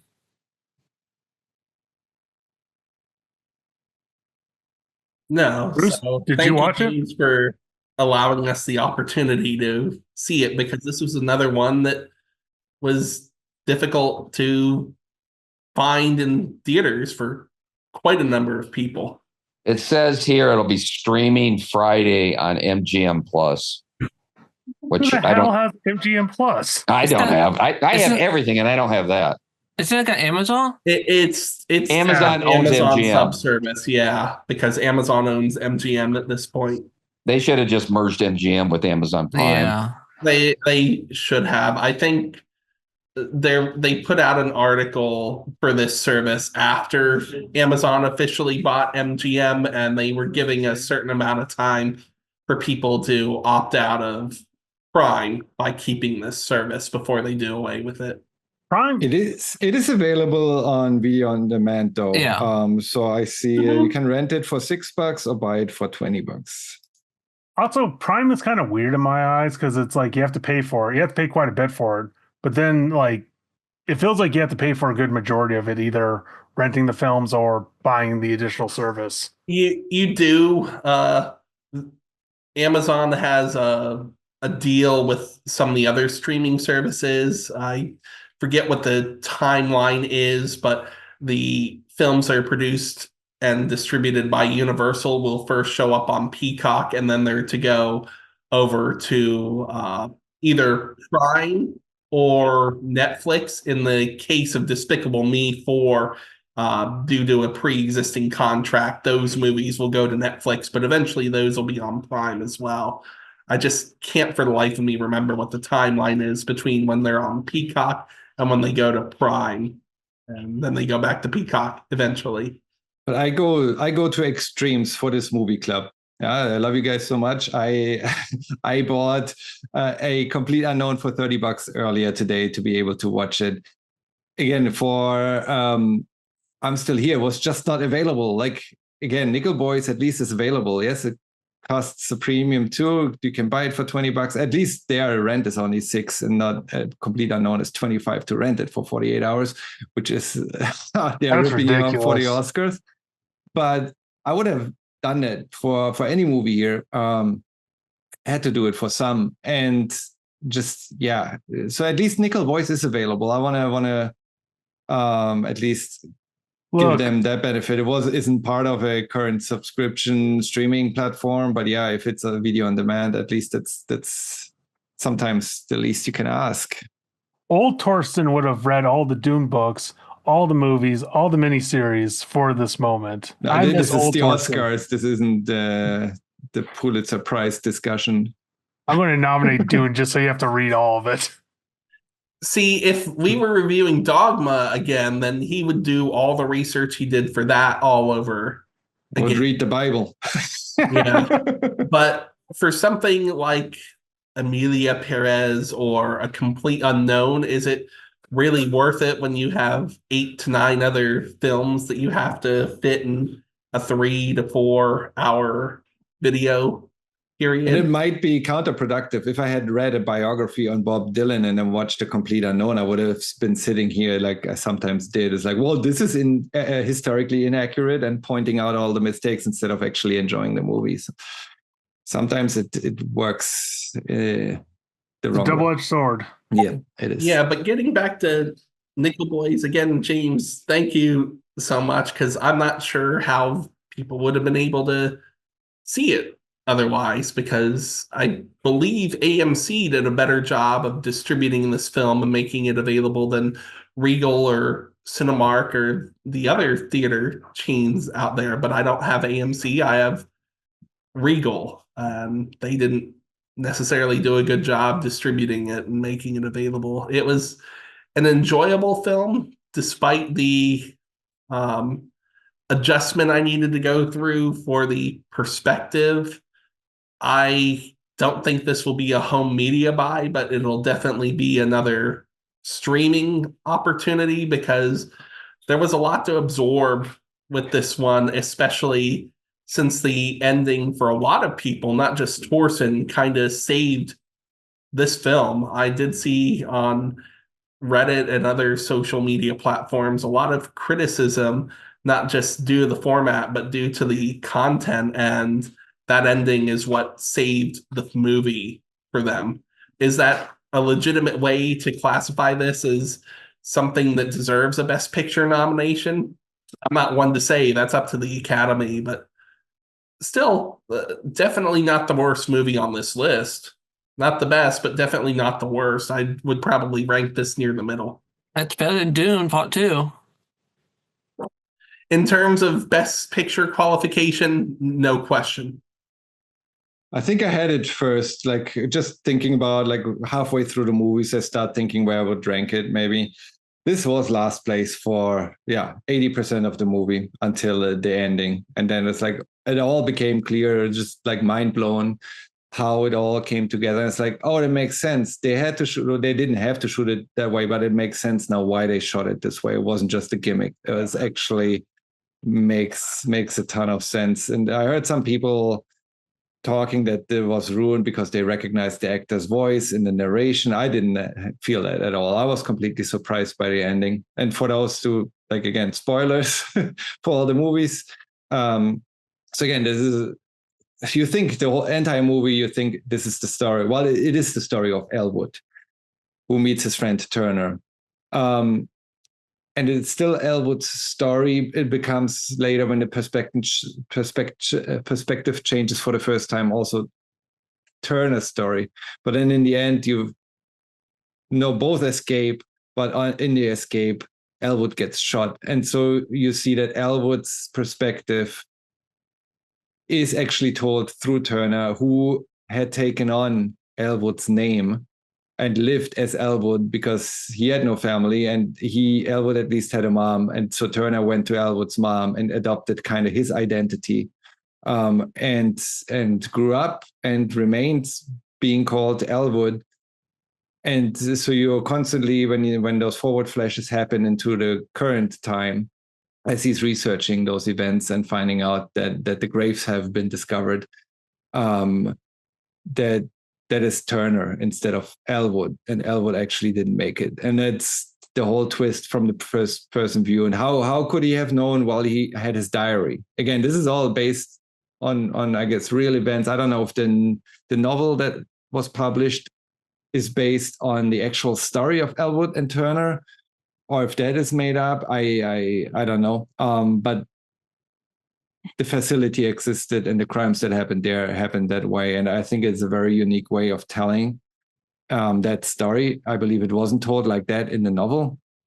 And so that artistic choice in the movie actually made a lot of sense, that this perspective shift happens the way it did. I was about to say, because most people learned about the Tulsa massacre because of Watchmen, the HBO show. That's how I found out, right? Yeah, me too. So yeah, sometimes like taking a historical moment and changing it for art is kind of the best thing. And making it known, putting the eyes on that topic, because I had no idea about the nickel facility, and probably many didn't. Like, I don't know if anyone here before this movie heard about it. No. Also, because I'm 12, since I haven't seen this movie, every time you say Elwood, I'm thinking of the Blues Brothers. So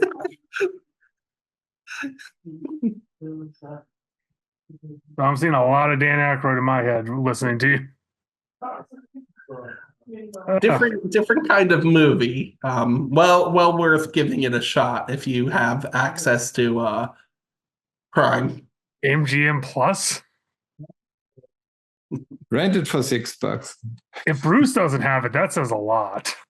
I think one of my biggest issues with it going to Prime is that Bruce can correct me because he knows the system better than I do, but I don't believe there's a way to watch anything on Prime ad-free anymore. You pay for the shipping and other premium services of Amazon. You get to pay a $2 extra, I think. Oh, okay. So there is one. Thank you, James. I have the full Prime, so, and I have it without the ads too, but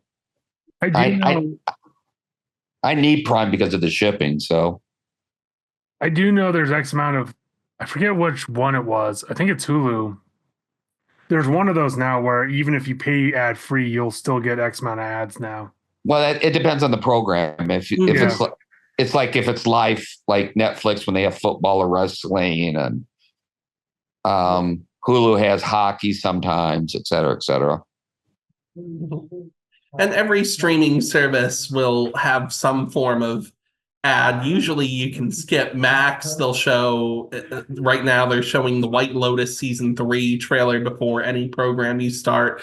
Paramount, it's School Spirits or Yellowstone or 1923. But with Amazon, you can't skip the ads unless you have the differing service tier. So thank you, James, for that reveal. I might just add $2. Well, the next movie is or had been my favorite until just recently, until another movie kicked it off first place, The Substance. That's why I was so insistent on you watching it, Josh. You didn't. But The Substance, Demi Moore's comeback performance in that role, and a very visual movie, visually good and bad. I think that's done on purpose. But about what is it about? Like, it is about many things. What is the movie about, though, for those who have seen it? Bruce, have you watched The Substance? I have not, because I listened to Omar describe it and I did not want to watch it. All right.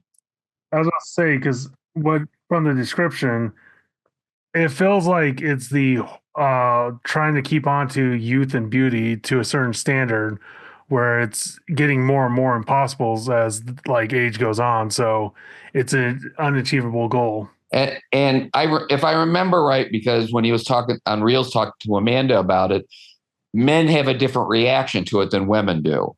Oh yeah, Amanda was like breaking down crying. Omar was laughing his ass off. Yeah, and it's like, neither way, I didn't want to see it. It did pay a lot of homage to classic horror movies. Oh yeah, I felt reminded of The Thing, and other. I don't know. It wasn't practical effects, I believe. There's a whole list somewhere online about all the different movie reference. If it was a real monster movie like The Thing, I probably would have watched it. Oh, the last half an hour is the last 20 minutes. That's that. 20. Lali's going to rejoin us since she saw this movie, but you asked what it's about. Without delving into the deeper message, it's about this semi-famous Hollywood star, Elizabeth Sparkles, who hit it big early in her career, and as time went on, she became a hot yoga or workout star. And once she hits 50, Dennis Quaid, in a role that was originally intended to be Ray Liotta before his passing, tells her, look, you're 50, you too old, you gotta go. So she'd been approached with this opportunity to regain her stardom, her youth, her glory days through this tool known only as The Substance. Roll credits. And she has to follow the instructions precisely, switching back and forth between bodies, and is warned there may be side effects. In her case, it's that her younger, more glory-filled day self develops her own personality, her own entitlement, and starts to engage in psychological combat and eventually physical combat with Elizabeth, the older version of herself.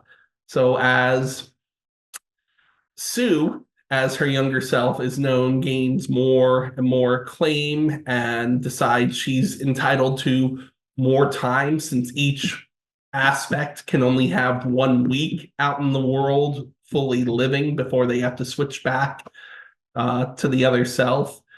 Elizabeth faces the consequences of Sue's, and in essence, her actions, until it explodes in a rather visceral manner during its final moments.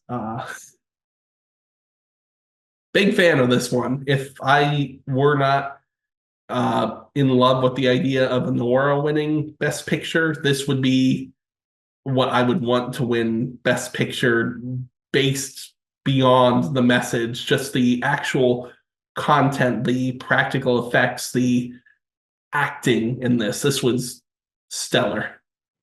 I don't know if that's the Best Picture or not. The acting was really good. but I don't know about Best Picture. Has a horror ever won Best Picture? Yeah, I think 4 times or Mhm. something. We got to talk about Exorcist. the aligning message a little bit. If you don't think that was Best Picture worthy, for me, it was like top of the pack for the longest time until last week. Lali, how did you feel about this movie? I like this one. I think this was kind of like Anora, where the trailer really doesn't tell you a whole lot about the movie or what's going to happen. So it's kind of another pleasant surprise, I think, for this one. And I don't, we weren't going to watch it really until like a little bit later. I think when like people were like, "It's really good," we were like, "Okay, I guess we'll watch it." And I ended up really liking this one. And I agree with Steve. If Anora didn't win, I'd want this one to win. So the horror aspect is used in a very intelligent way to me, because it functions as a counterpart. Because what we haven't told you guys who haven't watched this is that the first 20 minutes, contrary to the last 20 minutes, are the complete opposite. You have intentional lingering camera shots way too long on female body parts that are near perfect or perfect, represented as like the perfect beauty ideal. On this yoga group and how basically they have formed their career. First Elizabeth, then what's her name, Sue, and Sue, I think. Up to a moment where it's almost uncomfortable watching. You feel like why are they hanging on to those shots for so long? Like kind of on their asses, on their legs, on their boobs, and like kind of those beauty honey shots for way too long for the first 20, 30 minutes of this movie. But this is over saturated, where I was questioning what kind of movie this is going to be, if this is going to continue. Like, why is this nominated? What is up with this? Because this is more like a yoga aerobic home video from a kind of pervert angle. But then you have that horror element in the end where, as the old transitions to the young, and that cautionary tale is told for the young not to live at the expense of the old age. That's why you can't substitute. They put that artificial rule. You can't exceed your time. You can't exceed your 7 days. You have to stop at a certain amount of time, which is if you expend yourself too much in your youth, your old self will suffer in the future. They could have made this a time travel movie. They choose to tell it through a substance that gives you an outer body experience, but they made sure to emphasize that it is still the same person. They mentioned multiple times, you are one, like it's the same person, even though they didn't feel like the same person, but they are the same person. And therefore kind of, the old age is at a sacrifice of the young age for the old also not to long for the youth, and kind of those cautionary tales woven into the style it was made in, from absolute beauty shots to horror movie, because that transition doesn't happen until later in the movie, and it's not a horror movie throughout. It's just the last 20-30 minutes. For that to be the contrast, I think works perfectly with the message of the story, with the underlying kind of story that lives on the plot of this different universe where aerobic trainers are like Hollywood stars, where they earn their New Year's Eve primetime show, where apparently that's the best thing to get in show business. And the role that is cast is through classified ads. So it's definitely similar to this universe, but also a bit different. But absolute great performance with regards to the acting, with regards to the storylines and how they are told, the way they are told, and just love this movie. This movie also... go on. I was about to say, the key with any good horror is it's a metaphor or something, because someone pointed out to me, The Exorcist is a story about a kid with cancer or a disease that you can't control. It's that makes sense. So I feel like the other thing with horror, you start to see different subject matters in genres that you might then see in different genres. So this might be something in a couple of years, this becomes more of a common genre. This movie also felt like episodes of S-Files. Yeah, or Black Mirror, something like that. But I like that they just called it. They just like generally just call it the substance because you can like replace that with so many things, you know. So it's kind of a cool metaphor for the meme. And there's so many cool movie posters. I mean, one is just here, but if you Google a substance movie poster, there are so many great movie posters. I think They're that's just going to be very something simplistic. else than eggs. No, it's remember the beginning of the movie when they test the substance on an egg and it splits into two. I guess for an egg, it would have made more sense if one was the chicken and one came out as an egg, but I guess it is. Well, Amazon has it on sale for $25, so I just bought it. It'll be here Thursday. But will you watch it? A wise decision. It's worth it. I don't know. The body horror element is the least interesting piece of this movie to me. The messages it delivers and the way it chooses to deliver those messages, those are more interesting to me because, like you said, Torsten, men and women are interpreting it differently. And this is a film that I've been kind of digging into a little bit more deeply because, again, damn it, movie. At the very least, you could have included a commentary on some of the 4K discs that featurette's not even working. Yeah, I didn't actually say that it's different for men and women because I don't know who said it earlier, but I disagree with that aspect because to me it is not even the female. Like I guess for women it is different to see that beauty ideal, but to me it's more the young versus old, and that counts for men the same way. If you extend yourself in your youth, you do, I don't know, drugs, stay up all night, party hard. Once you hit 50, 60, like it's going to be a bad awakening for any gender. That happened to my family.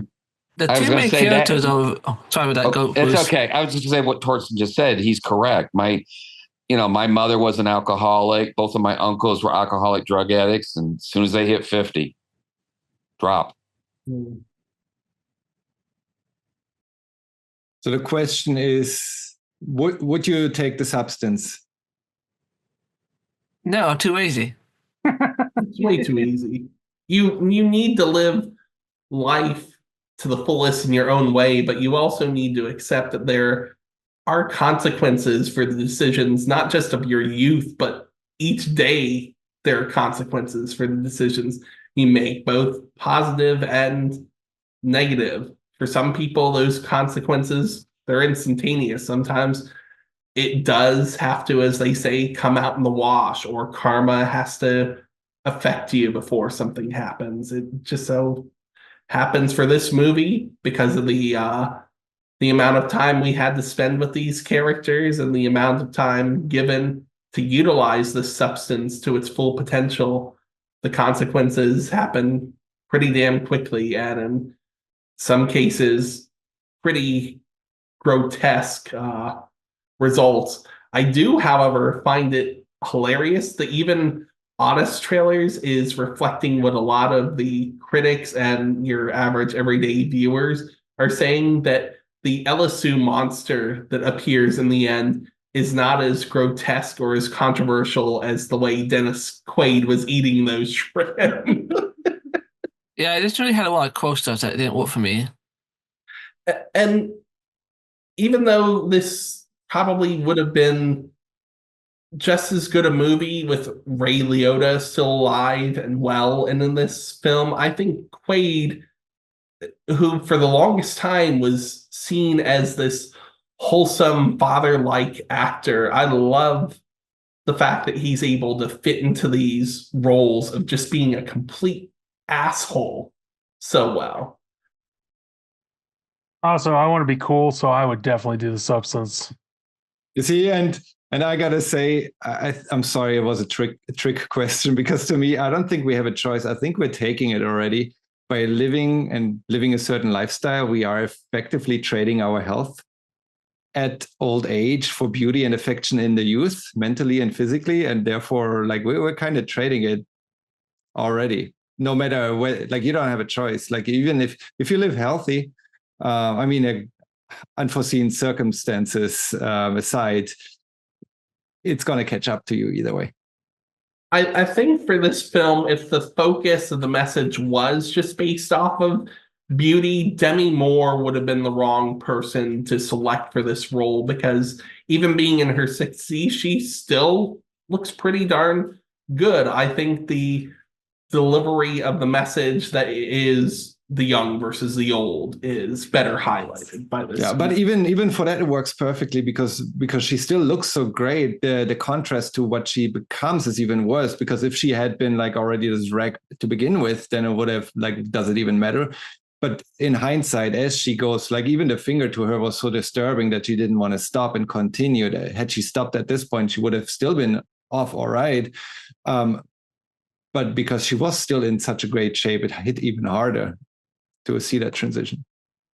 To see her degrade mentally slowly throughout this movie is more horrific than anything that happens to her physically, because even with that finger problem in mind, if she had gone on that date with that guy she knew in high school without the glove, I think he still would have been okay with it, because yeah, he wasn't perfect either, and he put her on a pedestal even with her age and saw her as he had in his youth. It was just all of the mental issues that she had developed thanks to her long career and her sense of self that caused her to continually go back and just have an awful breakdown in the mirror. If any part of the movie gets played when they're showing the nominees, I'm sure that will be the clip they select, because Moore put it all on the table with that short sequence. I mean, both the casting and it was great. Yeah. That was one of the moments where I was like, you idiot, just go to the date. Like you're still okay. Like it's still, the finger doesn't matter. Like just save yourself. I was so pissed for her, because I just wanted her to have a little bit of happiness that could have led to something even greater than what she was experiencing as Sue, if she had just taken that leap. But then we wouldn't have had that movie. So again, No, we wouldn't have had the where- Yellow Sue monster. It really is a tragic story, and one that happens in real life, just obviously not in the same fashion. I only wish James gave me the opportunity to watch this months ago. Well, I reminded you. You can buy the DVD, the Blu-ray, everything now. Yeah, it's available for $9.96 on DVD at Walmart. It's $16.96 for the Blu-ray, or it's $24.96 for the Blu-ray 4K combo. Or it's $40 for the Steelbook. I wish that this would probably be Maggot Conclave. How do you say the last name? The main character, Sue. Oh, Margaret's last name? I couldn't even begin to help you with that one, James. This might be her breakout role. She was stellar in it. She was in Once Upon a Time in Hollywood. She was good in that too. Everybody was in that movie. Who was she in that movie? She's the one that he was hitchhiking and Brad Pitt gave her a ride in the car. She had her bare feet. She kept putting them up. Yeah. Yeah, she was the subject of Tarantino's foot fetish for that. Yep. Oh yeah. I just recently watched Kill Bill again because I got it on 4K. I never noticed the feet shot, but my God. Well, what's crazy is if you don't know about the foot fetish, you're like, that's a cool shot. Yeah. The second you find out about the foot fetish, you're like, oh yeah. Yeah, and it's way in there.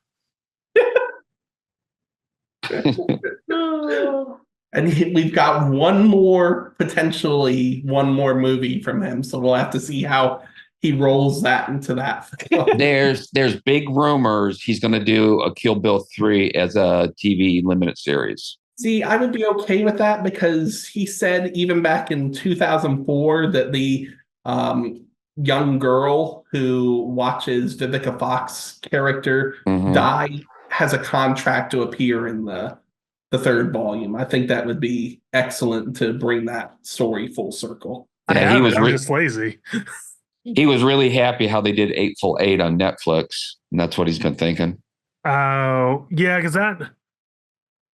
I can go on and on about that movie, but because I saw it in theaters, it was. I enjoyed that movie.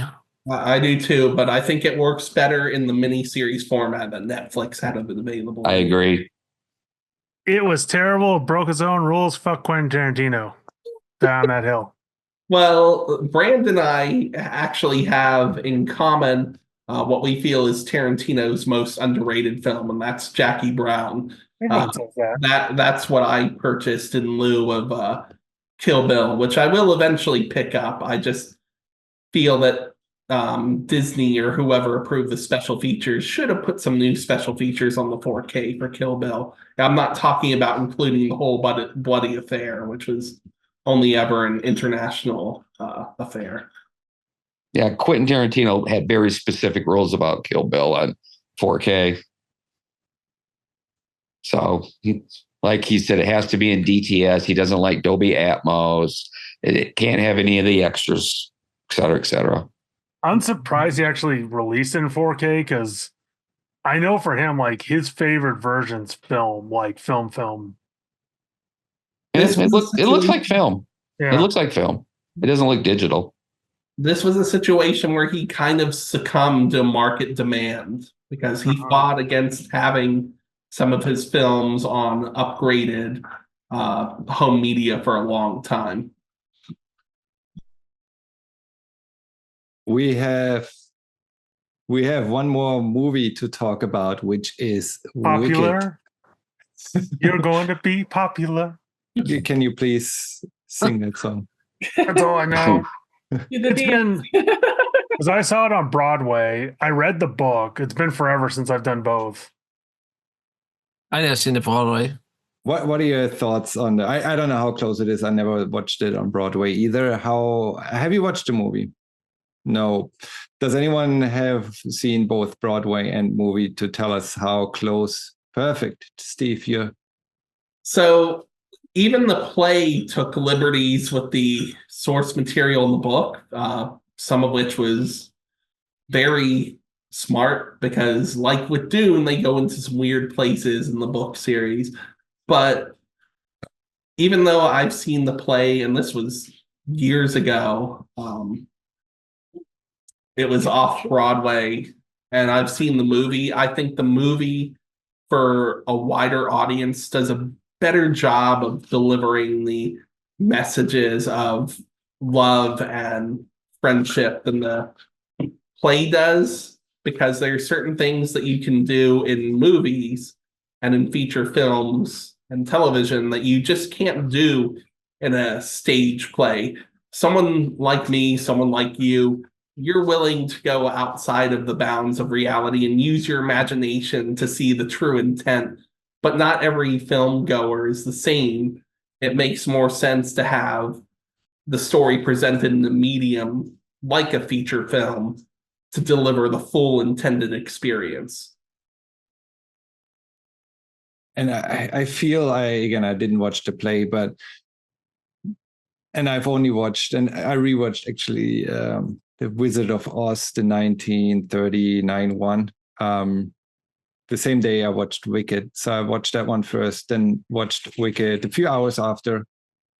And I got to say, this movie benefits from being tied to a franchise. It all lives in Dorothy's head. And like, I kind of completely went wild because, I don't know, I'm like that. And watching those movies back to back made me think whether you should do that, whether you should take something that's established and kind of add to it I don't know if it changes actually. It doesn't change up too much. There's nothing contradicting The Wizard of Oz from 1939, which is, I guess, the reference point for all cinematic Wizard of Oz genre, thematic franchise thingies. I have not read the novel, so I don't know how true that is to the novel. But I guess for everyone else, just in terms of cinema, that's the standard. Wicked does not contradict any of it. And then I still thought, well, it adds a layer to it. that wasn't necessarily there in in the original movie, but was it?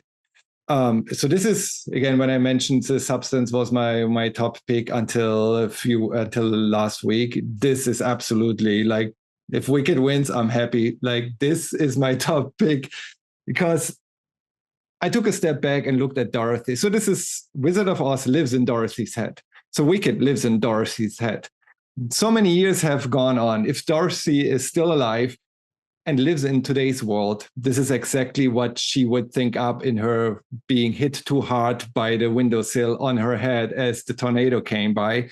And this is the story she would imagine, tied to the current world, to the events that have happened since, throughout the World War, throughout segregation, because this movie hits so many sub-themes of, like, yeah, people of color, in this case, green, are at a disadvantage.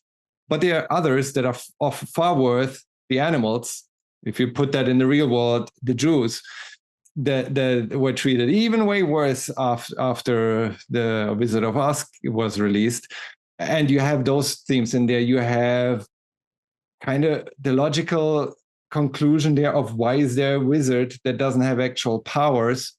Well, he actually came in. I know there's a second part to Wicked where this will hopefully, and I'm sure it will be explained in there, how the Wizard of Oz fell from an authoritarian leadership to just this figure of mystique. And like, there's this wizard, but no one has seen him in years, and he's hidden, and no one can visit him. And all that transition seems to make sense. Again, waiting, pending part 2. But I just love the essence of this movie, and it does work in the Wizard of Oz universe. I don't know. Josh, you keep raising your hand. I don't want to keep talking when you probably have something to say. 2 questions. One, have you ever seen Return to Oz? I think I watched, I don't know. No, I saw, what was it called? Oz the Great or something? No. This is, Return to Oz. Did not watch that one. I need you to watch that movie, and I am very curious on your thoughts on that movie. And if anyone else has seen that movie, do not tell them a word about that movie. Also, how much do you know about the original novel of Wizard of Oz? Not much. Again, I watched the movie from 1939, and when I watched it, I actually disliked many themes in there, like the "don't leave your house, you're better off at home," and like the grass is not greener, and all of that was kind of like, oof, okay, it's a product of its time. I guess it's like 1939. Okay, wait a minute. This was all like kind of fixed in Wicked. Before you keep going down that road, the Disney changed a lot of stuff. Because the weird thing about Wizard of Oz, it's actually a very political piece. The difference is a lot of stuff has just changed and fallen by the wayside. Because like in the original, she doesn't have ruby slippers, she has silver slippers. Because the idea was like, it was commentary on silver versus gold with the like, because they were changing the gold standard to silver standard. Because the other thing is the Emerald City is actually not an Emerald City. You wear emerald glasses. So you like, perceptions change. So I'm not too surprised because, like I said, in some ways, I think you might like the original novel a little bit more because it has a lot of like political, like for the time, a lot of political stuff. So when Wicked came out, it's kind of taking the essence of what Wizard of Oz was and just in a new package. I was about to say political. So the Wonderful Wizard of Oz, the novel came out in 1900. I wouldn't even know what political situation existed 125. It's like before the First World War. And again, my historical knowledge of that time lives in Europe. The only one I know for sure was the gold standard was changed. Like, because it used to be the dollar was based off of the price of gold, and they changed it to silver, hence these silver shoes and then the golden road. Because also, like, the Wicked Witch of the East and West, like there were certain political things with that too. With, like I said, it's a very political novel. It's just it kind of outlasts all of its policies. And then when Disney got it, Disney does what it does. It smoothed it down to a good package. I'm going to interrupt. I found the entire Broadway musical on the Internet Archive with original stars. Nice. Of course you did, Bruce. Send me the link. Yeah, it's on my phone right now. Thank you, Bruce, and thank you, Internet Archive. They've had several casts, of course, since this. Yeah, this is what the original cast I just found. Yeah, but the original cast by far is the best. Yeah. I'm not against it. I'm just really shocked this was your number one pick, Torsten, because I would not have put Me Dogs too. to I Heaven. would have not that. I would not have expected that going into the movie. It just like throughout the movie, I was like, wow, on a meta level, this makes so much sense. Like this universe lives in Dorothy's head. And as such, it makes sense how it would have progressed and how she explains that backstory to herself in a modern today's world where those characters would have come from. Because sometimes it doesn't make sense to modernize something, but here it does because Dorothy would have also grown up with time. I really need you to watch Return to Oz like ASAP. Oh, that such an underrated film. I'm not going to spoil anything, except for one thing, Josh, and not about the plot. Torsten, go into that movie with a clear mind and understand that anything that does not make sense is due to the fact that Disney had to make certain changes in order for it to be seen as a direct sequel to the 1939 Wizard of Oz, even though two different production companies worked on it. I really wish the Scotty Young books were still in. I wish that omnibus was still printed. Yeah, I wish they would reprint it. I don't know who has the license of that material anymore, because the adaptations that Marvel allowed Scotty Young to do are pitch perfect. But is it in public domain now? I think the story is. I'm almost curious if there's a contract. I'm curious if it's Scotty Young. I don't know. It feels like a weird contract rule where, because it is in the public domain, but. Steve, what did you think about this movie? So, were it not for the fact that I have knowledge of Wicked prior to this film's release, and that I am basing my top choice in Anora off the fact that it is a different take on an old story, and the substance comes in second because of the message behind that as well. Wicked would be at the top. It's very close for me with these three movies. I think each and every one of them deals with serious societal issues in their own way, with the importance of mental health, with the importance of self-identity.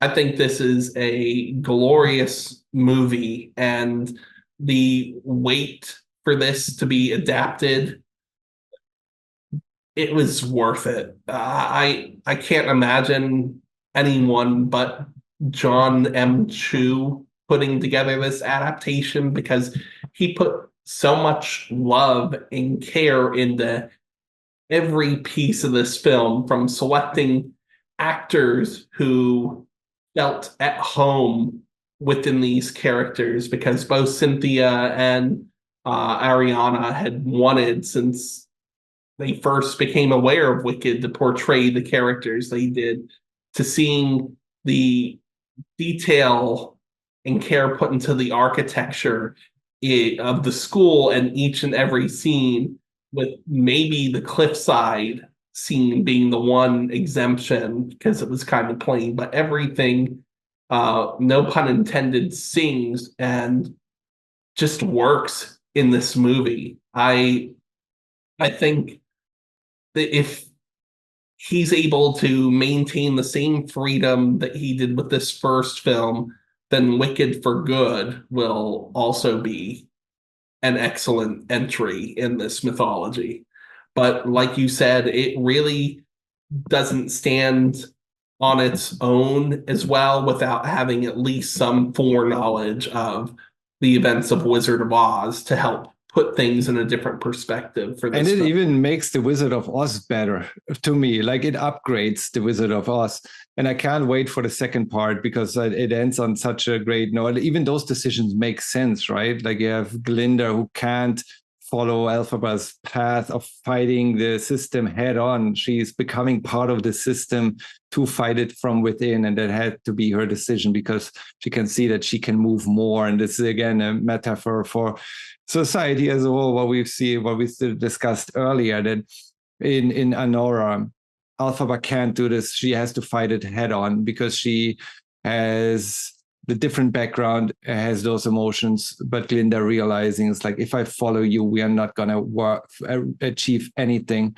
We have to change the system from within. So both of them are fighting for the same goal. Now they just have taken on different roles, which makes me hopeful that the second part will be completely different, but still great. Like, I don't want to have the same movie remade. I want to have a different movie that is still following that same lead, the same level of quality.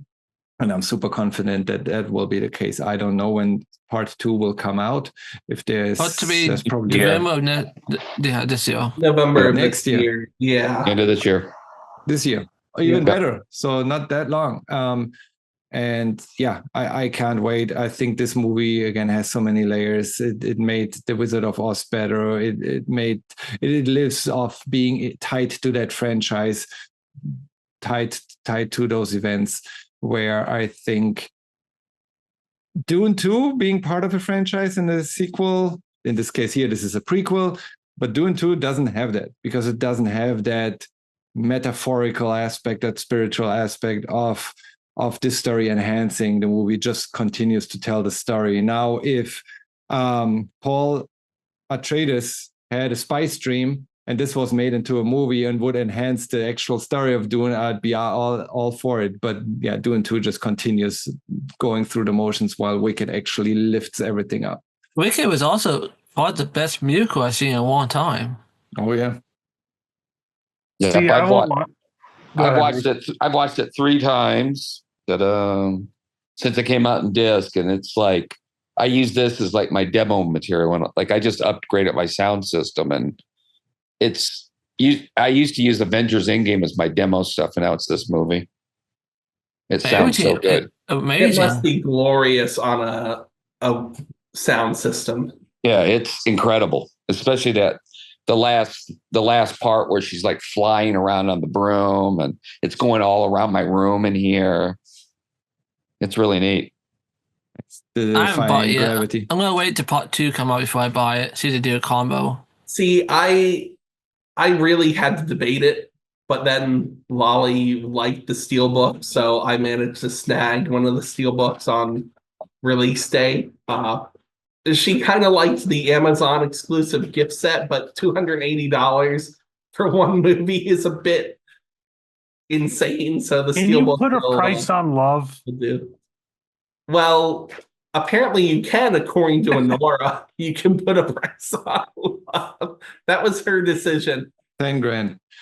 That was her decision. If she had wanted it, I probably would have still bought it for her. I'm really looking forward to Wicked for Good.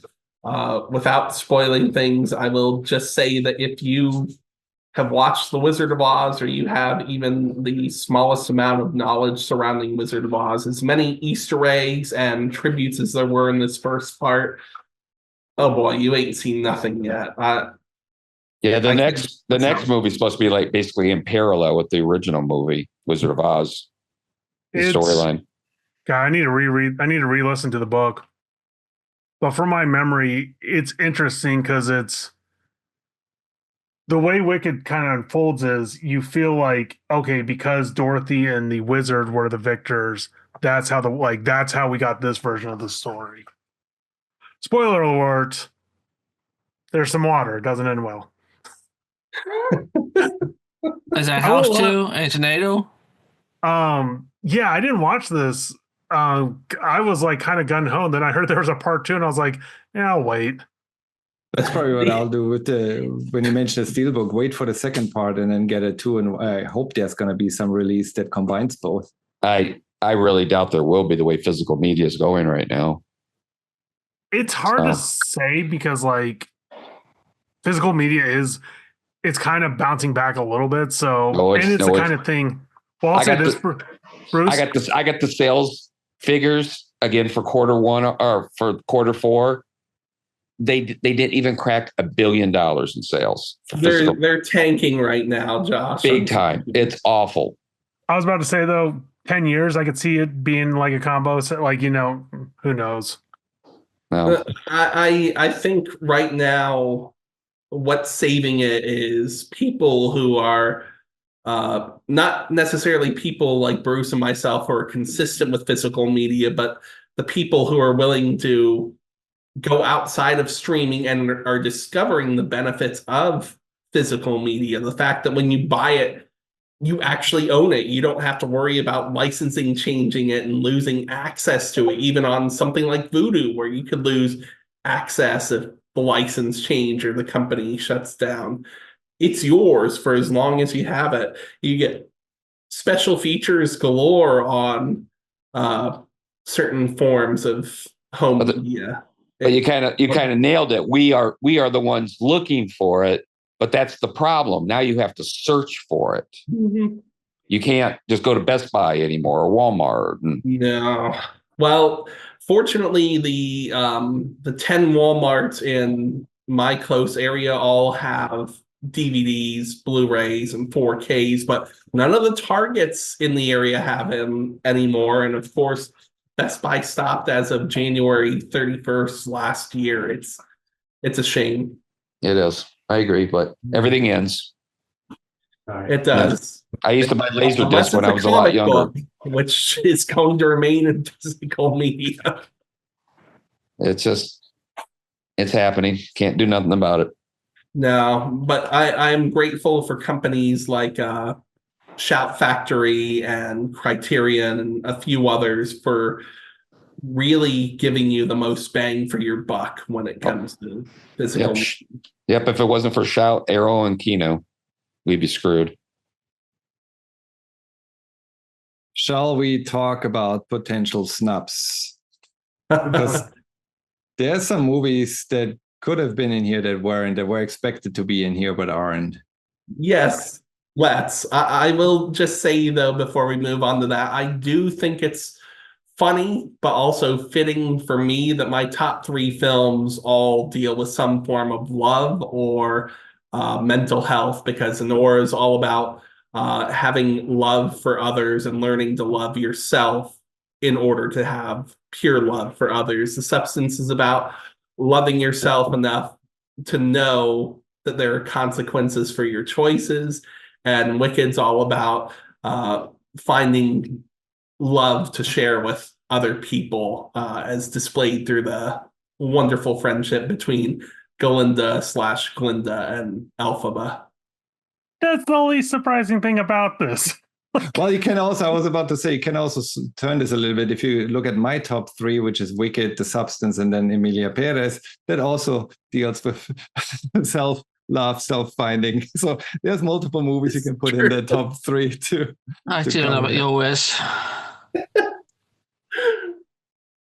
So, Snubs, Torsen, this is your show. Let's start off with you, sir. Okay, let me see. I watched a few here that were mentioned by some podcasts as potential snubs, where one was confused why they are not nominated. One of them is A Real Pain, Saturday Night, Piece by Piece, and Blitz.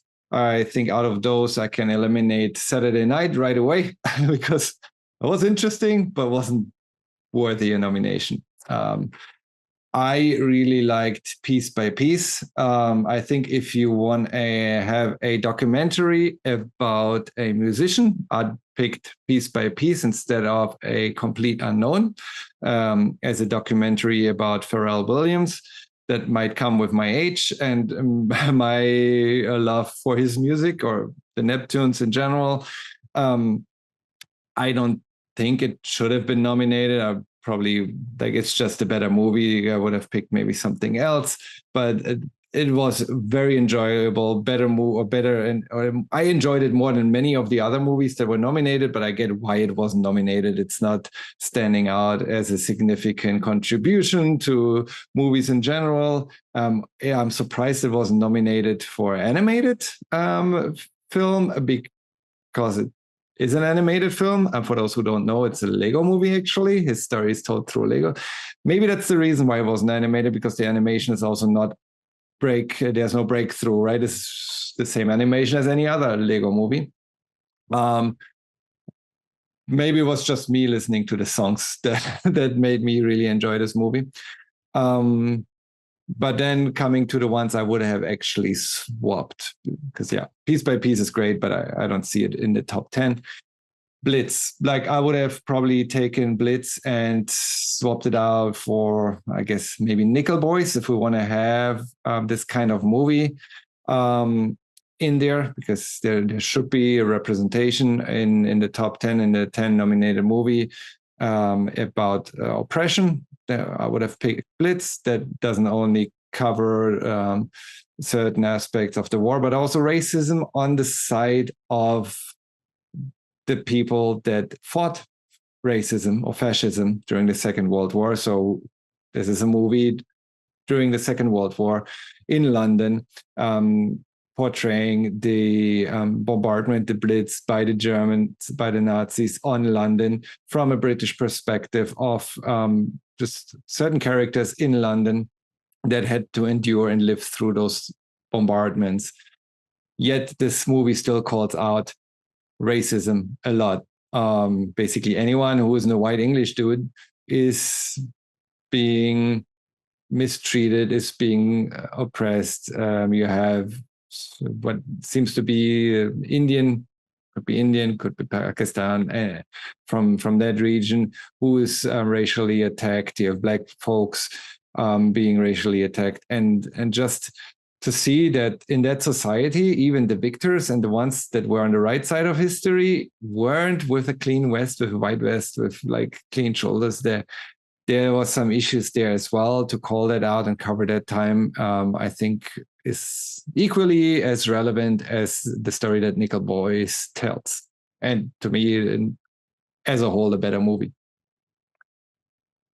And then, we talked about Dune. I think we had to kick that out. There wouldn't be a problem to replace that with A Real Pain. I think would have made a lot of sense. Real Pain being a great story about generational trauma, hidden depression, lost identity, you name it.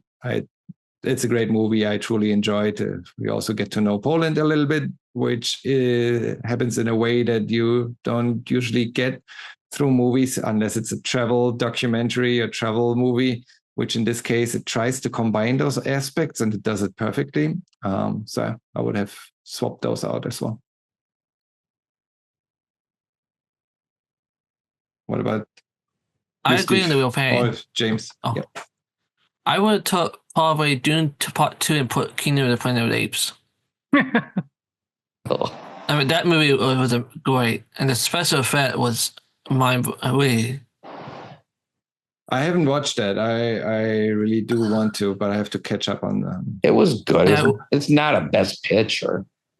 It's better than Dune Part 2. Well, neither of them would belong there. I would have Neither. it made Perez out and put it used to be funny.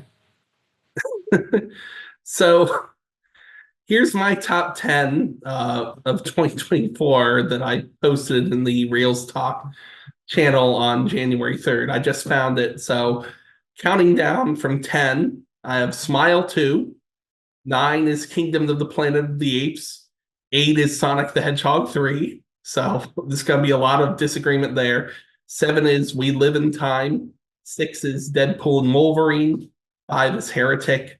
4 is The Substance. 3 is Wicked. 2 is The Wild Robot. And 1 is Anora. For actual snubs, however, I would, believe it or not, pull, I don't know, probably I Am Still Here out of there simply because no one can watch it, and put Smile 2 in there because it's another film that deals with mental health issues, or I would have put Heretic in there. Disregarding completely, as I mentioned earlier, I still don't like the animated features are in their own category. I would have taken a complete unknown out and put Flow in there, or The Wild Robot. And I thought you're gonna go with Emilia Pérez to be kicked out based. Well, unfortunately, because Netflix is a machine, Emilia Pérez, even if I had full control, still would have found its way in there. Netflix is always going to have some sort of influence, for better or for worse. I see that now because there was very little marketing for Emilia Pérez, and yet it still wound up in there. It feels like the last the last streaming platform who cares about nominating Oscars, movies for the Oscars. It feels like lots of other platforms have gone back. They haven't invested heavily in Sundance movies anymore, in indie movies, picking basically up none of those, which hurts the industry. But I see how Netflix also tuned that back a little bit, but they still try to push one in. Okay. I got a couple here. I've been waiting to say this for like 4 hours. The first one, I think it's a clear, I don't want to say war crime or crime against humanity, but this is where we are. Amityville Bigfoot.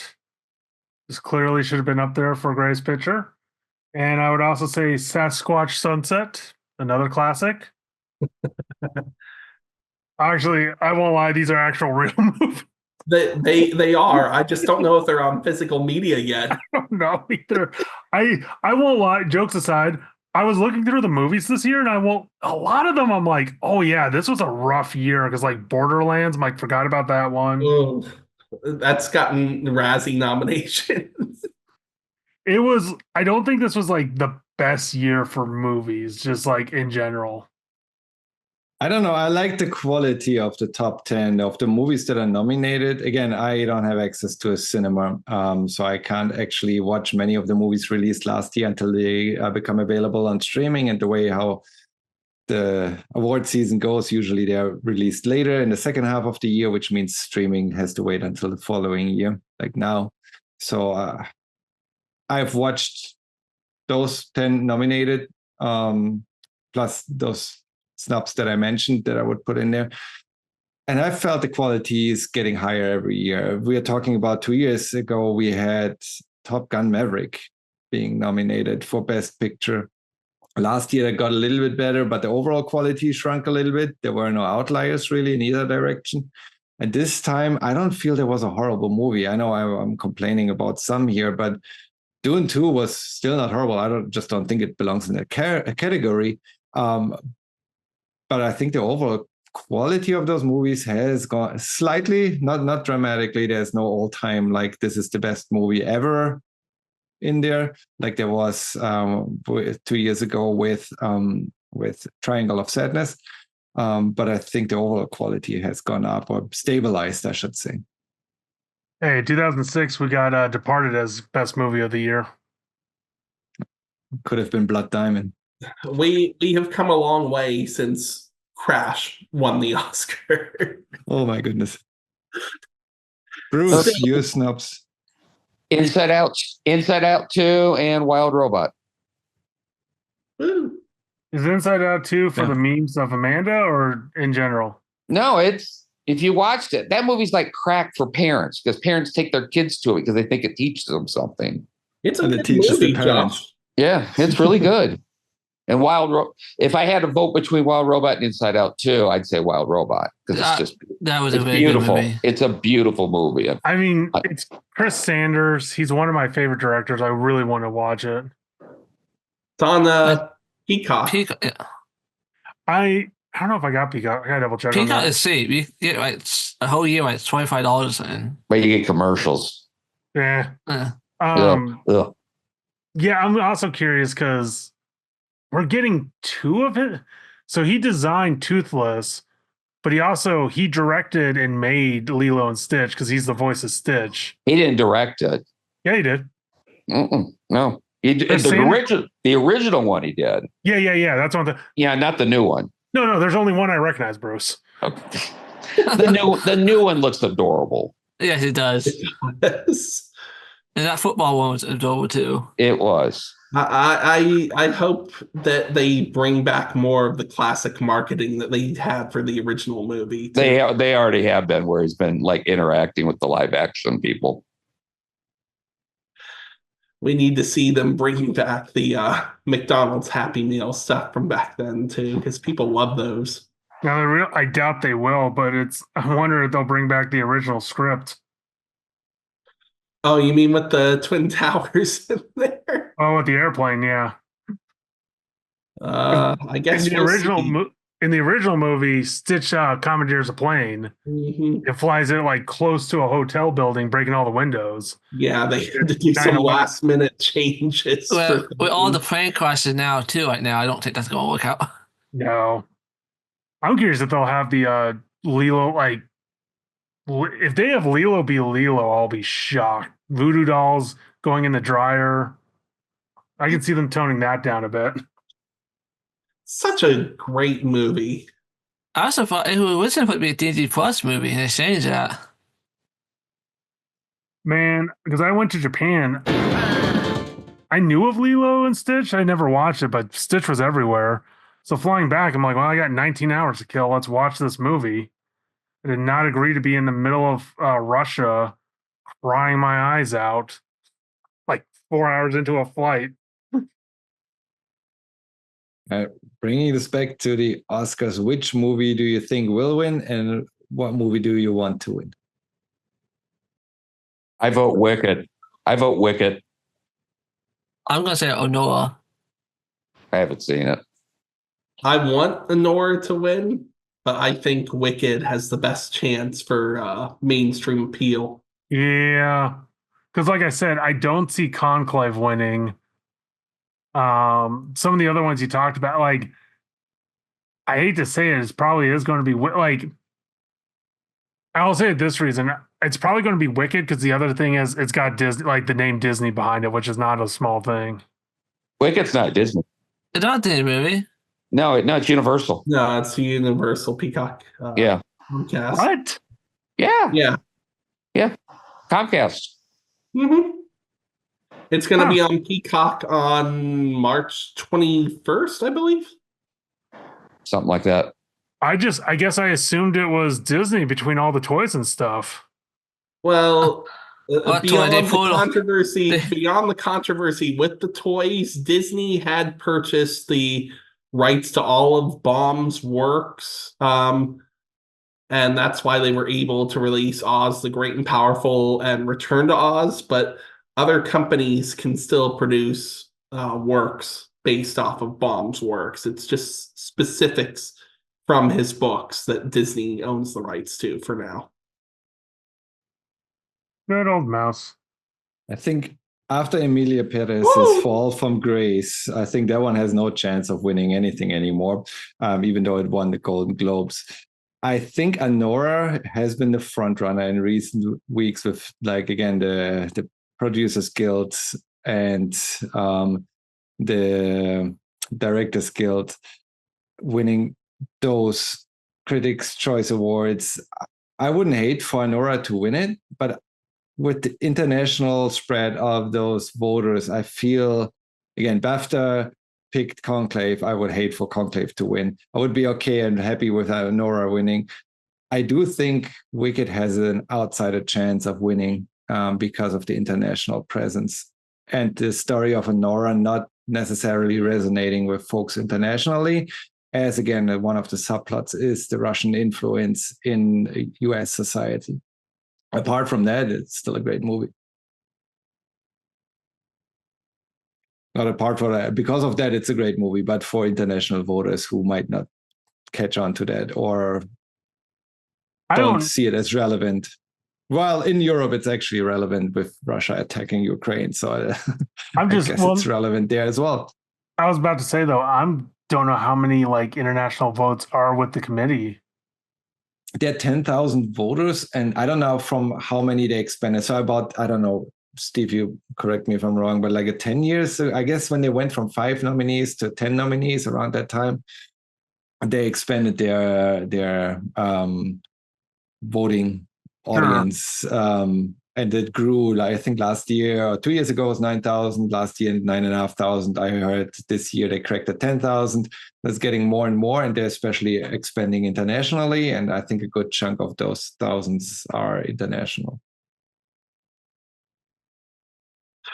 Yeah, and depending upon how the ratings are for the Oscars this year, they're going to look into what they need to do to improve viewership.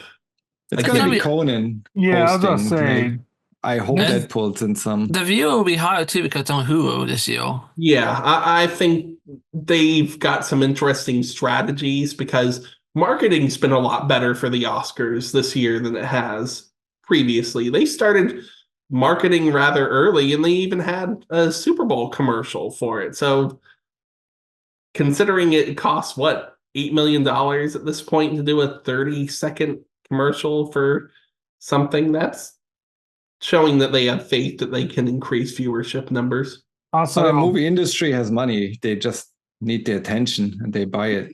They need to spend it, and they need to spend it properly. Yeah. I was gonna say hell's gonna freeze over because I want to watch the Oscars mainly for Conan. I do think the problem though, that award show is so bloated, especially like what was it, 4 hours? Yeah. Awards shows are getting better though. The one on Netflix was it a few days ago? Critics' Choice. How was that, James? It was really good. Kristen Bell did an excellent job. I'll have to watch it. I completely forgot it was on Sunday. Thank you. The SAG Awards?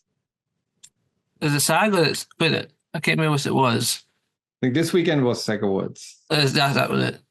I think one of the buy-ins for those who even know a little bit about Wicked will be tuning in to see Ariana Grande and Cynthia perform at the show. Will yeah. they? Has it been confirmed? Yeah. Because like that would be Yeah, great. they confirmed that it's not going to be a surprise like Ryan Gosling last year. Cool. So will you be watching the Oscars this weekend? I cannot believe that was Torsten's top choice. Mm-hmm. I know I felt like I was gonna be so off, but like seeing that it's third for Steve and Bruce watched it 3 times. James, I don't know where it ranks in your ranking, but number 12th place. third On my place. top 10. In my top 10. There you go. So I'm not the only one ranking it high.